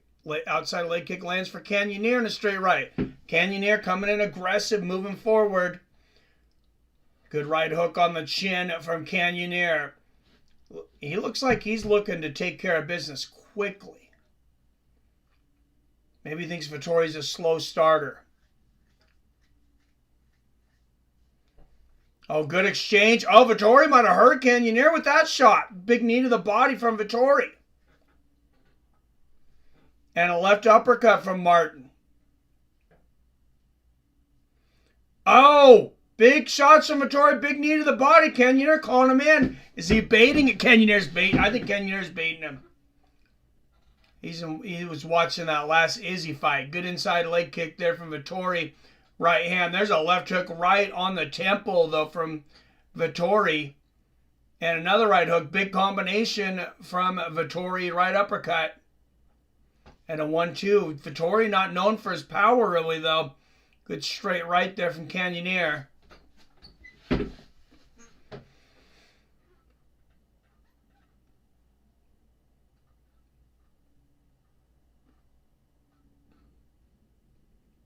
Cannonier came out super aggressive, got caught with some shots. Oh, Vettori going for the head kick. Cannonier blocks it, but wow. I don't think I've ever seen Martin throw a head kick. Good outside leg kick from Martin. Or from Marvin, excuse me.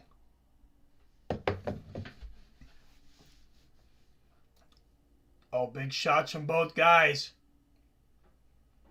Oh, big left hand over the top there from Vettori. 3 minutes left in the first. Oh, good right hook from Vettori. And the inside leg kick. There's a left hand from Martin.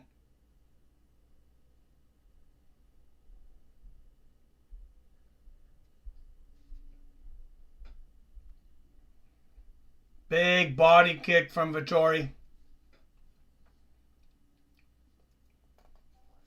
Halfway through the first.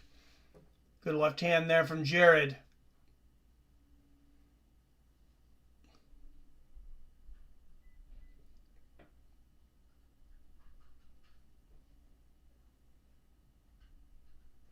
Good defense there by Cannonier.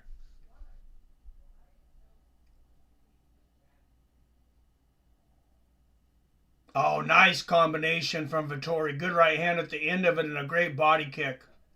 Left hand down the pipe in the right. Good straight right there for Cannonier. There's a couple. Vettori has yet to go for a takedown. Good 1-2 from Marvin.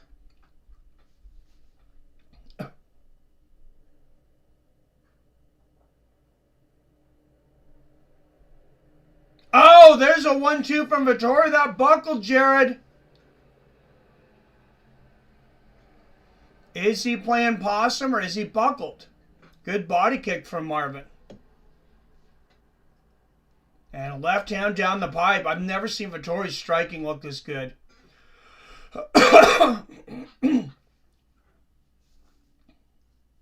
Front kick to the body from Cannonier.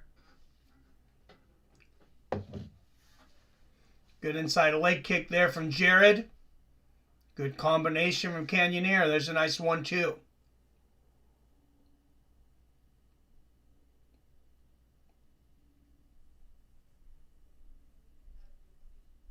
Oh, big right hook on the chin there from Cannonier. And another. Oh, big knee from Vettori. If you would have told me that Martin Vettori got Cannonier into a firefight and he was winning the first round, I wouldn't believe you. Good right hook there from Jared. Left hand upstairs. Oh, now Jared's landing some bombs, though. Good right hook upstairs. 20 seconds left in the first. There's a combination from Marvin. Oh, big 1-2 from Jared. I think this game of just in a firefight, fighting a firefight, is eventually going to pay off for Cannonier, though. Good 1-2 from Vettori. I think Marvin's got to, he's got to get a different game plan in the second round.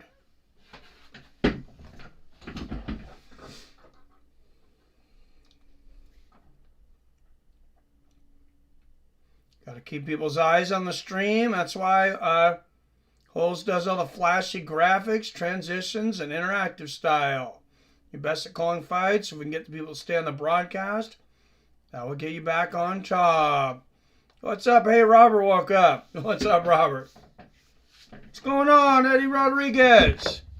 Yeah, crazy first round, man. All right, 20 up in the chat. Don't forget to hit that like button. If you can't chat and contribute to the best MMA community on YouTube, it's because you're not subscribed. Just hit that subscribe button and you'll be able to chat with the rest of the boys and girls.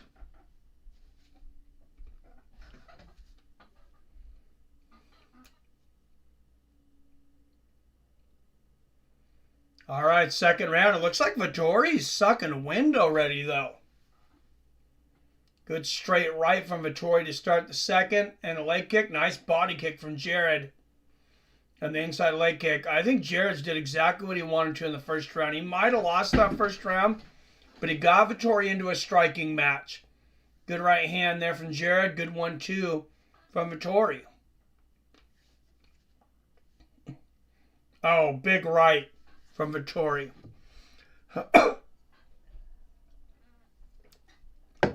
Right hand to the body from Cannonier. Oh, big right from Jared. 4:20 left in the second.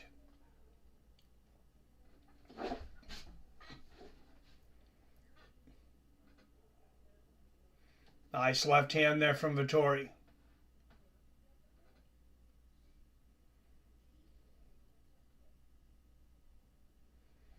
Jared pumping that jab out there. Oh, nice left hand from Marvin.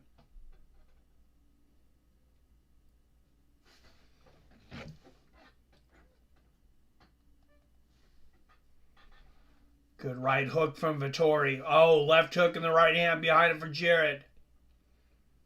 Nice three-punch combination from Vettori.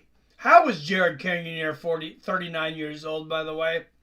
Fights like he's 29. A couple of good low leg kicks there from Jared.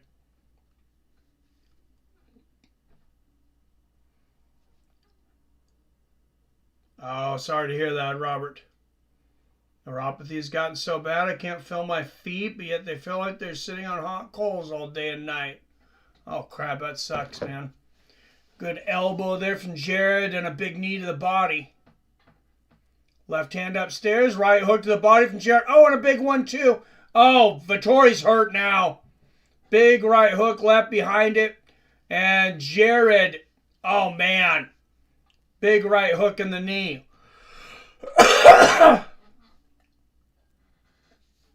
And Vettori's just continuing to exchange with him. This is Cannonier's game. Oh, and he trips up Vettori with a leg kick. Excuse me. Cannonier unloading with hammer fists from the top and elbows. But he wishes Keith Peterson was the referee right now. I bet Vettori does. Big shots from Cannonier. Oh, man, the elbows and hammer fists. Bad game plan, Vettori. Bad game plan. Oh, man, he is just mopping the floor with Vettori right now. Oh, man, hooks and straights, body, head. Vettori's got answers for nothing right now.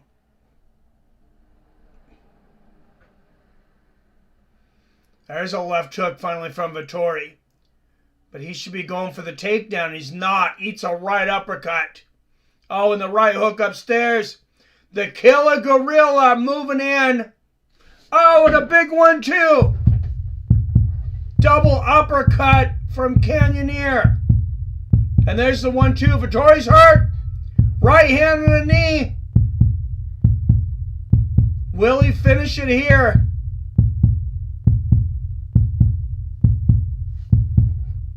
Big knee and an elbow.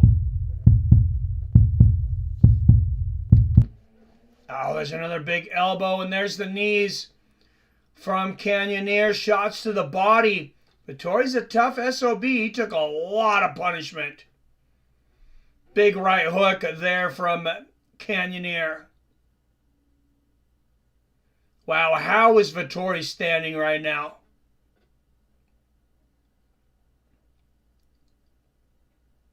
Oh, wow, Vettori's head smashing against the fence. And Vettori coming back with a big right hook and a left hand. And another combination from Marvin.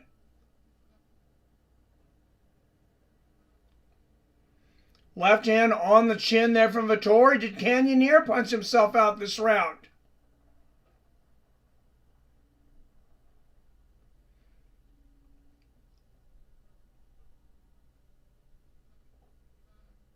Oh, big right hook for Cannonier. I don't know what the record is at middleweight for most strikes landed in a round, but Cannonier might have just broke it.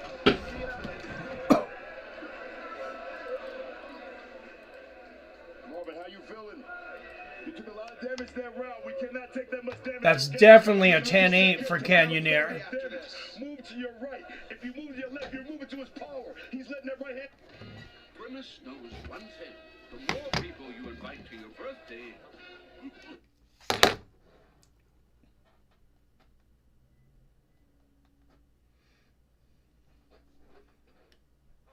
Doctor has got me on new meds for it. Oh, shit, man. Vettori catching shots.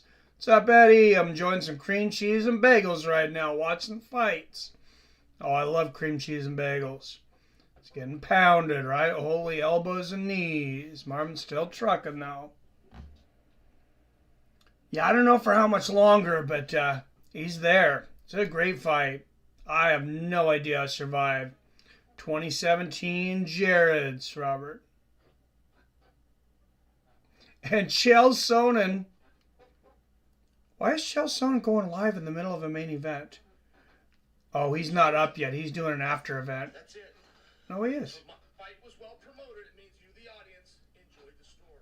It means that it was told well. It included the 5 W's: who, what, when, why, and where. And I bring that to you because... What a weird time to go live, Chael. You weirdo. I mean, what are you going to do, right? This is the middle of the fight, buddy. I like Chael, but man, he is a weird guy.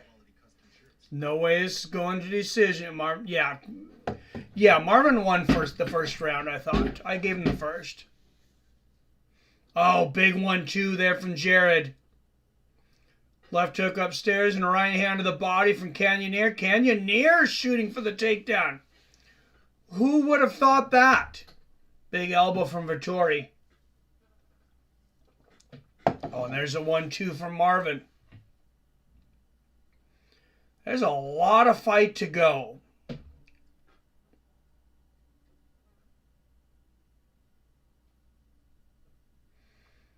And Jared's gas tank seems to be just fine. Lands a good shot upstairs, end of the body. Yeah, 19-18.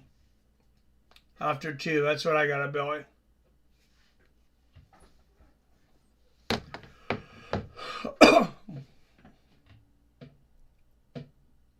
Oh, good straight left from Vettori. And much better round so far for Vettori. Good body kick from Jared in the right hand. Marvin needs to get off the fence. Lands a good right hook. Double jab from Jared.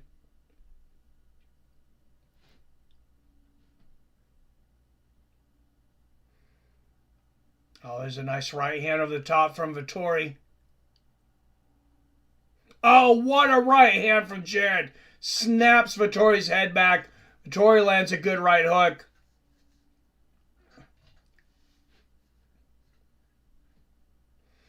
Oh, another right over the top for Vettori. Oh, but a big overhand right for Jared. And the steep kick to the body. There's a body kick from Marvin. Another big right from the Killer Gorilla. And another right. Man, how much more can Vettori take? Oh, 3 uppercuts in a row from Jared. And the right hook. And Jared shoots for the takedown, and this time he gets it. Oh, he catches Vettori with a huge right hand as he gets up. He might have broke his nose with that right hook. 2 minutes left in the third. Oh, he's really busted up, Robert. You ain't kidding, man. Big knee to the body there from Cannonier and a left hook. Oh, what a right hand, left hook, another right hook. Right uppercut, Jared Cannonier. I don't think Vettori's going to make it through this round. 155 significant strikes for Jared Cannonier already. Oh, big right hook for Jared. And they're all significant.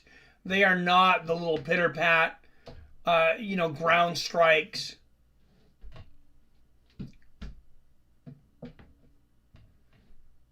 Oh, Vettori drags him down. First takedown for Vettori, but Jared gets right back up.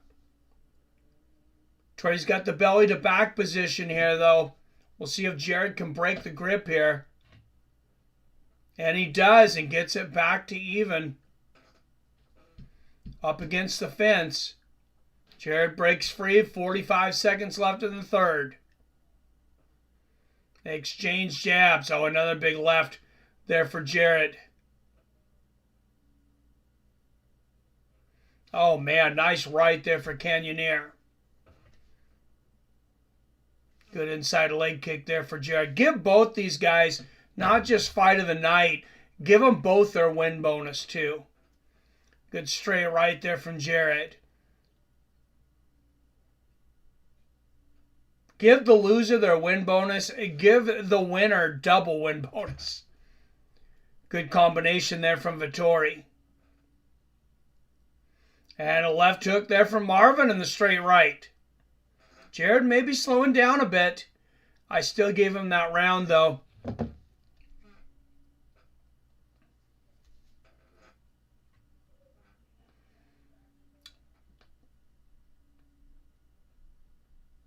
$29-27. Jared Cannonier. Vettori has heart, but he's not as good as Cannonier. Says Bill. Rock'em sock'em robots. Especially standing. He's nowhere near.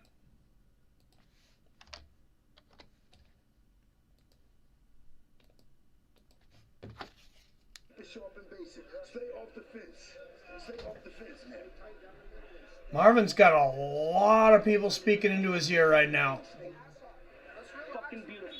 What I would say to that corner is you get one person talking to him. Y'all can talk amongst yourself over this 5 minutes. All you want. You got 1 minute in between rounds. You need one voice. You see Jared's corner? He's got one voice.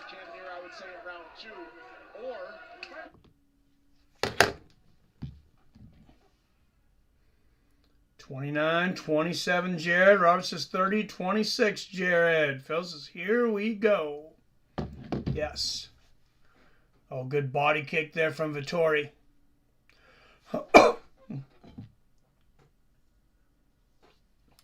Good straight right there from Marvin and a body kick.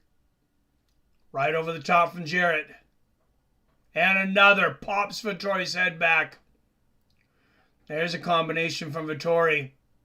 And the inside leg kick. But Jared might have taken the gas off a little bit the last round to go for the finish this round.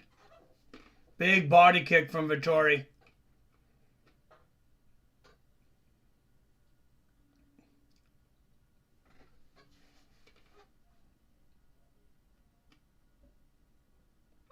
Nice left hand there from Vettori.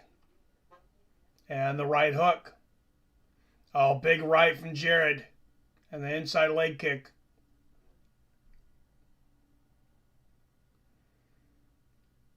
Jared Cannonier cheating father time tonight. 39 years old. And if this fight goes a distance, he'll be well over 200 strikes landed. Significant strikes. Oh, big left hand from Marvin and a right hand on the chin. Outside leg kick for Jared. Oh, double jab from Marvin.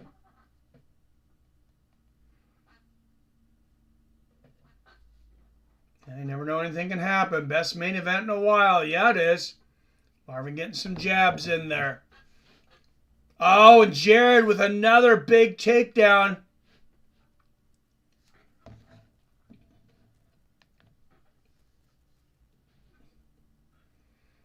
And Marvin able to get back to his feet.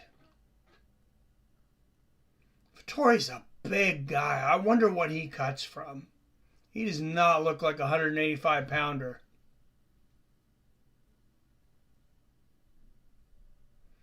He doesn't even look like a light heavyweight. He looks like a heavyweight.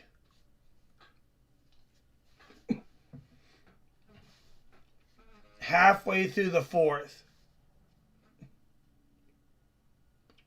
Oh, big 1-2 from Vettori.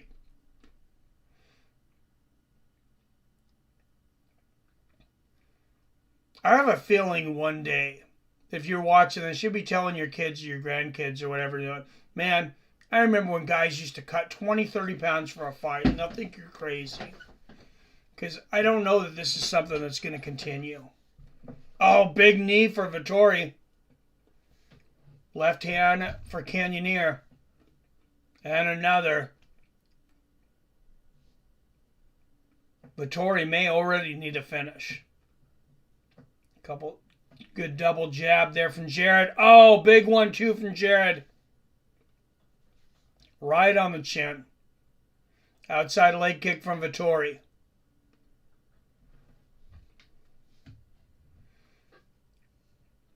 And the outside leg kick from Cannonier. Another 1-2 for Cannonier. There's that body kick for Vettori. Man, Cannonier's just landing so much more, though. New significant strike record for a middleweight fight for Jared Cannonier. I mean, in the division that had two of the best strikers in UFC history, Anderson Silva and Israel Adesanya, Jared Cannonier's at 195. And we still have a minute left in the fourth.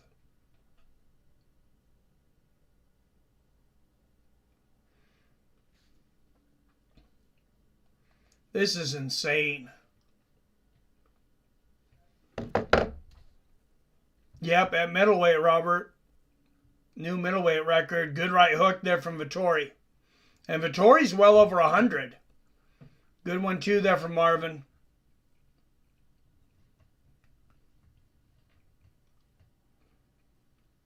Another right for Marvin. There's a good 1-2 for Vettori. Inside leg kick for Vettori. Oh, big combination. I meant Jared a moment ago. Good left there from Vettori. Good exchange. Oh, big body kick and a right hand at the bell. Vettori could have stole that round. Oh, Marvin would be perfect for a 195. 39-36, Jared.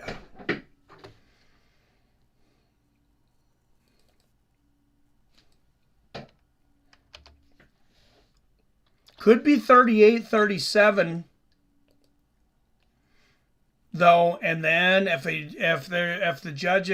two of the three judges didn't give a 10-8 in the second, you know it's quite possible.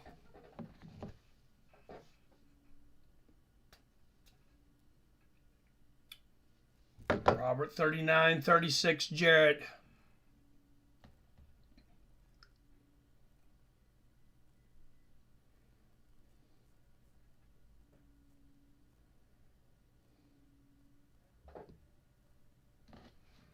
Here we go, fifth and final. Could be hypothetically 2 rounds apiece. I don't think that last round was such a blowout that two of these judges couldn't have gave it to Vettori.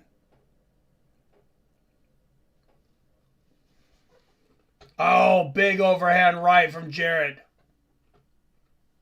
And good exchange, good 1-2 there from Vettori. Right hook from Vettori. Oh, Cannonier might have hurt him again, though. Exchange of lefts and the front kick to the body from Jared. And there's a big combination from Vettori.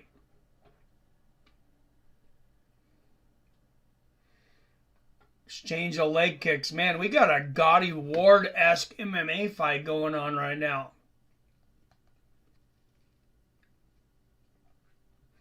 He's a real life Rocky absorbing all these strikes. Yeah. And he's Italian. Good inside leg kick from Cannonier. Oh, man, how did he eat that bomb? Two big lefts from Vettori. Big right hand from Cannonier in the knee to the body.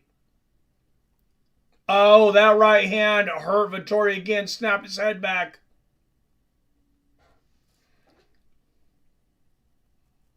Vettori most likely needs to finish, though. Cannonier most likely does not.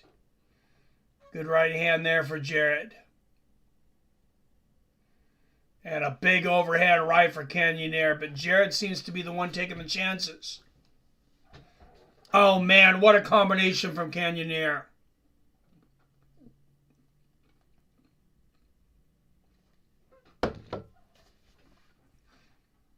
Three minutes left in the fifth. Big body kick from Cannonier. Another big right hand for Jared. Vettori looks ready to go. Right hand on the chin. Another big right from Jared.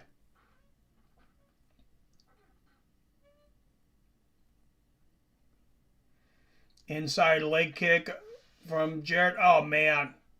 What a war. Big body kick from Vettori.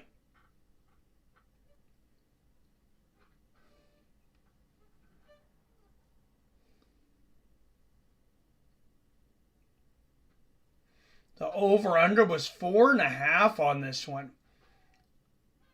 Over minus 215, under plus 175. Good straight left there from Cannonier. I think most people, if you told them it was going to go to decision, though, probably would have chosen Vettori. That's why we have the fights. Good left hand there from Cannonier.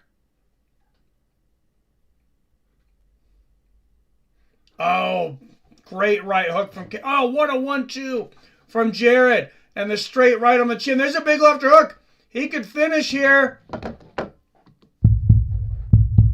And he shoots for the takedown. I don't think he's going to get it now, though. I think he could have knocked him out on his feet. He's going to try to just seal the deal here.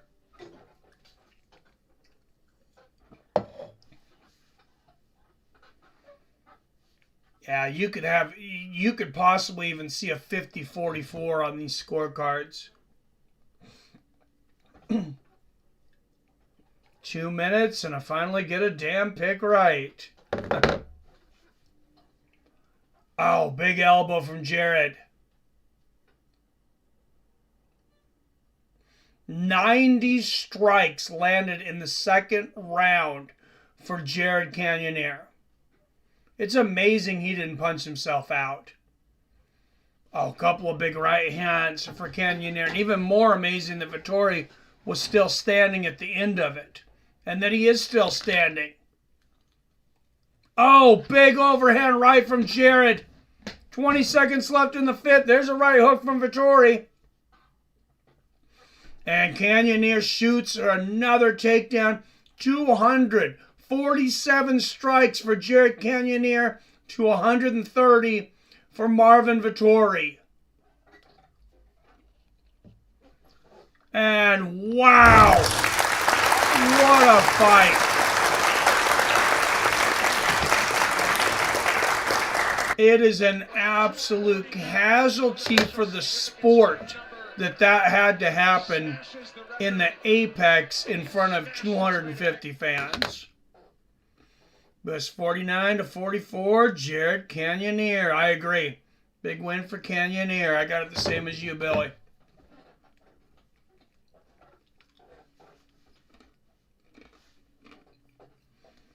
Hypothetically, I think maybe you could have given the fourth. I think it was the fourth to Vettori. I did not. It was a closer round. Man, you can't put Vettori away. Dude is like the Terminator. 49-45, Jared's, Robert.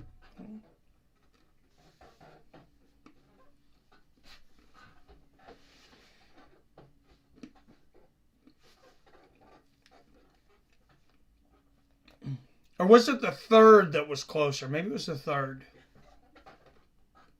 Anyways, it shouldn't matter. Jared dominated the fight.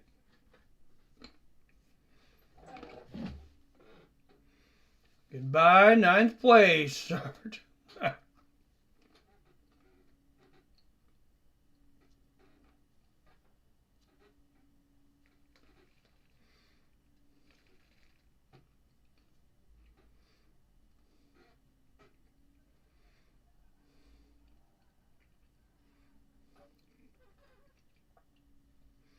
Well, dang it, and I thought I might win my first fight, or my first week, but I will not.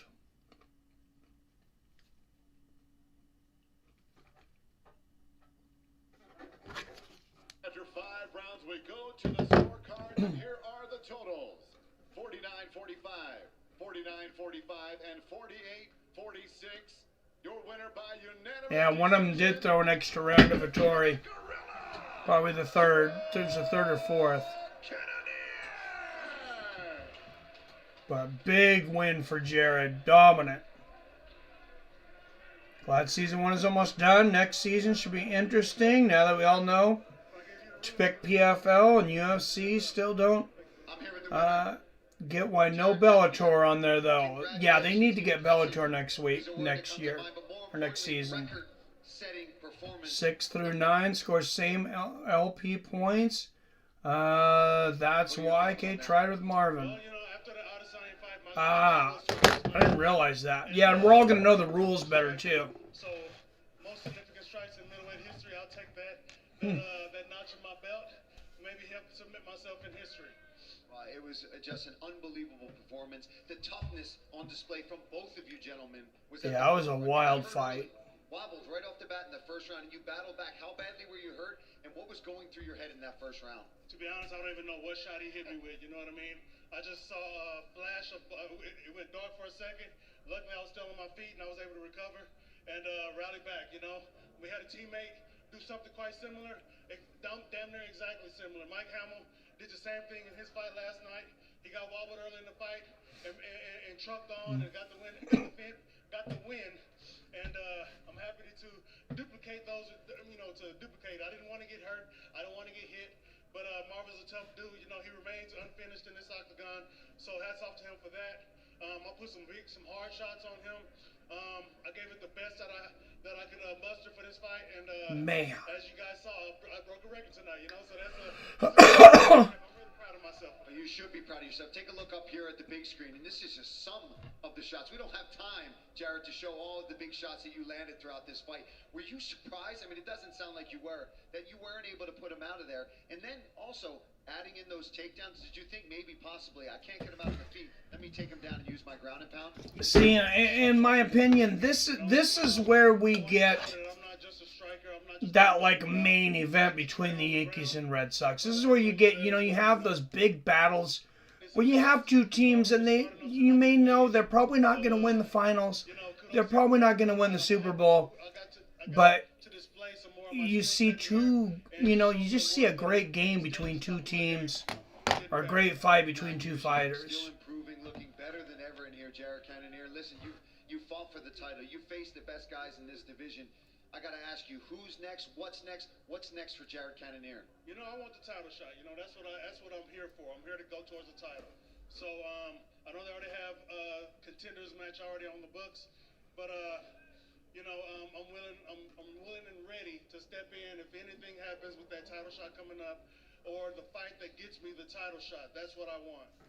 I think Jared should be the standby after that performance. Record-setting performance. Congratulations again. Thank you. Gorilla, Jared Cannonier, ladies and gentlemen. Make him the standby for Whitaker versus Dreykus, and if somebody drops out, let him fight for a shot at the title.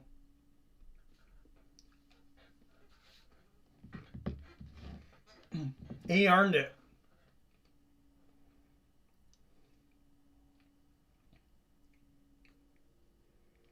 Reluctant Black Beaver won, and whoever that is. Yeah, I don't know.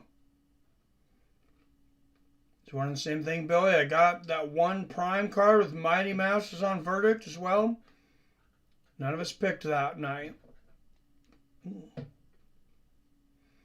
Holy hell, I called one right for a change. Hey, good job, Phil. I think me and you, Phil, are the only ones that had that right. They just joined the group, whoever they are. I think someone else might have too, but I can't remember.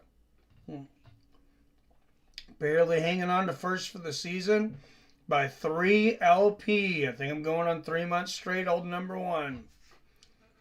Yeah, I don't know. Who is Reluctant Black Beaver?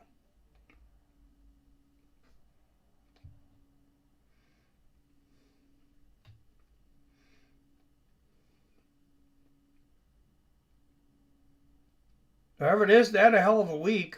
Came in third. 2,177 points.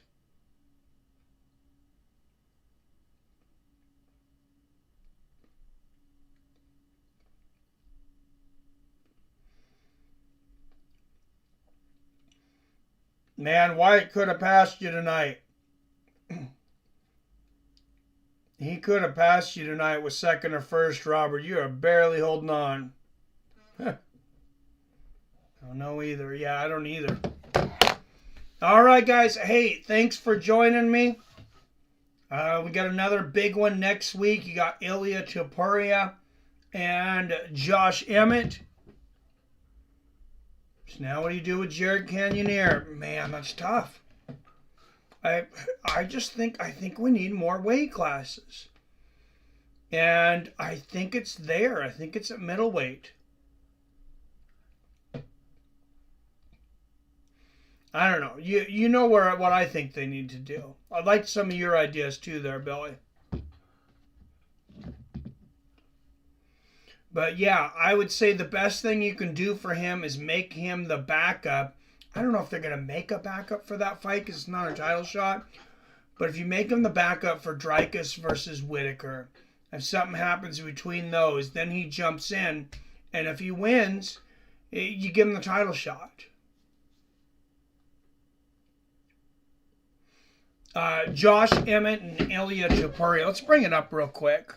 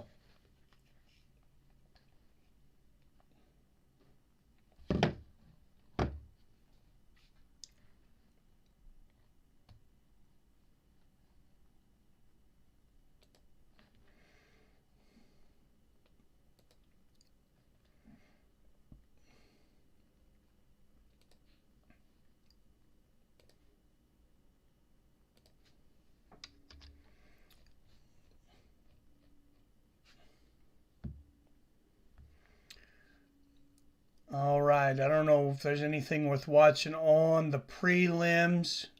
Kind of skirt through that real quick. Randy Brown coming back. Always down for some Randy Brown. Randy Brown versus Wellington Turman. That's a good fight. Justin Toffa, Austin Lane at heavyweight. Neil Magny and Phil Rowe. That's on the prelims. That's a good fight. Brendan Allen, Bruno Silva. Actually, I think they just didn't separate prelims and main card yet, maybe. Yeah, that's what happened. That's what it is here.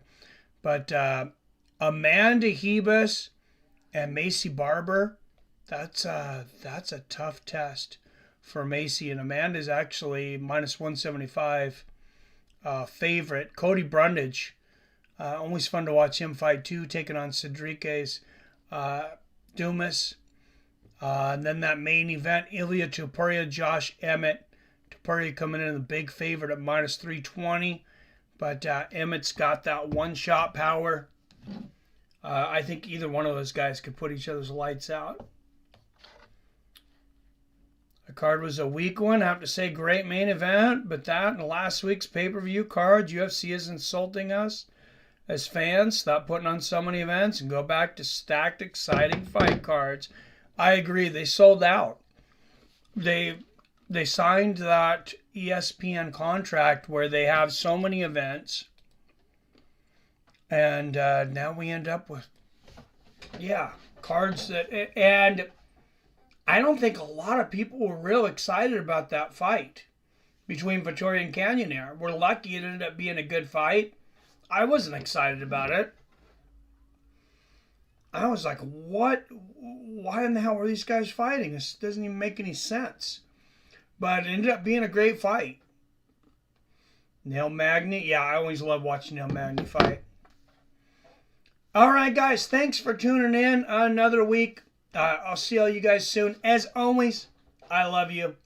I respect you, and I'll see your fine asses next time.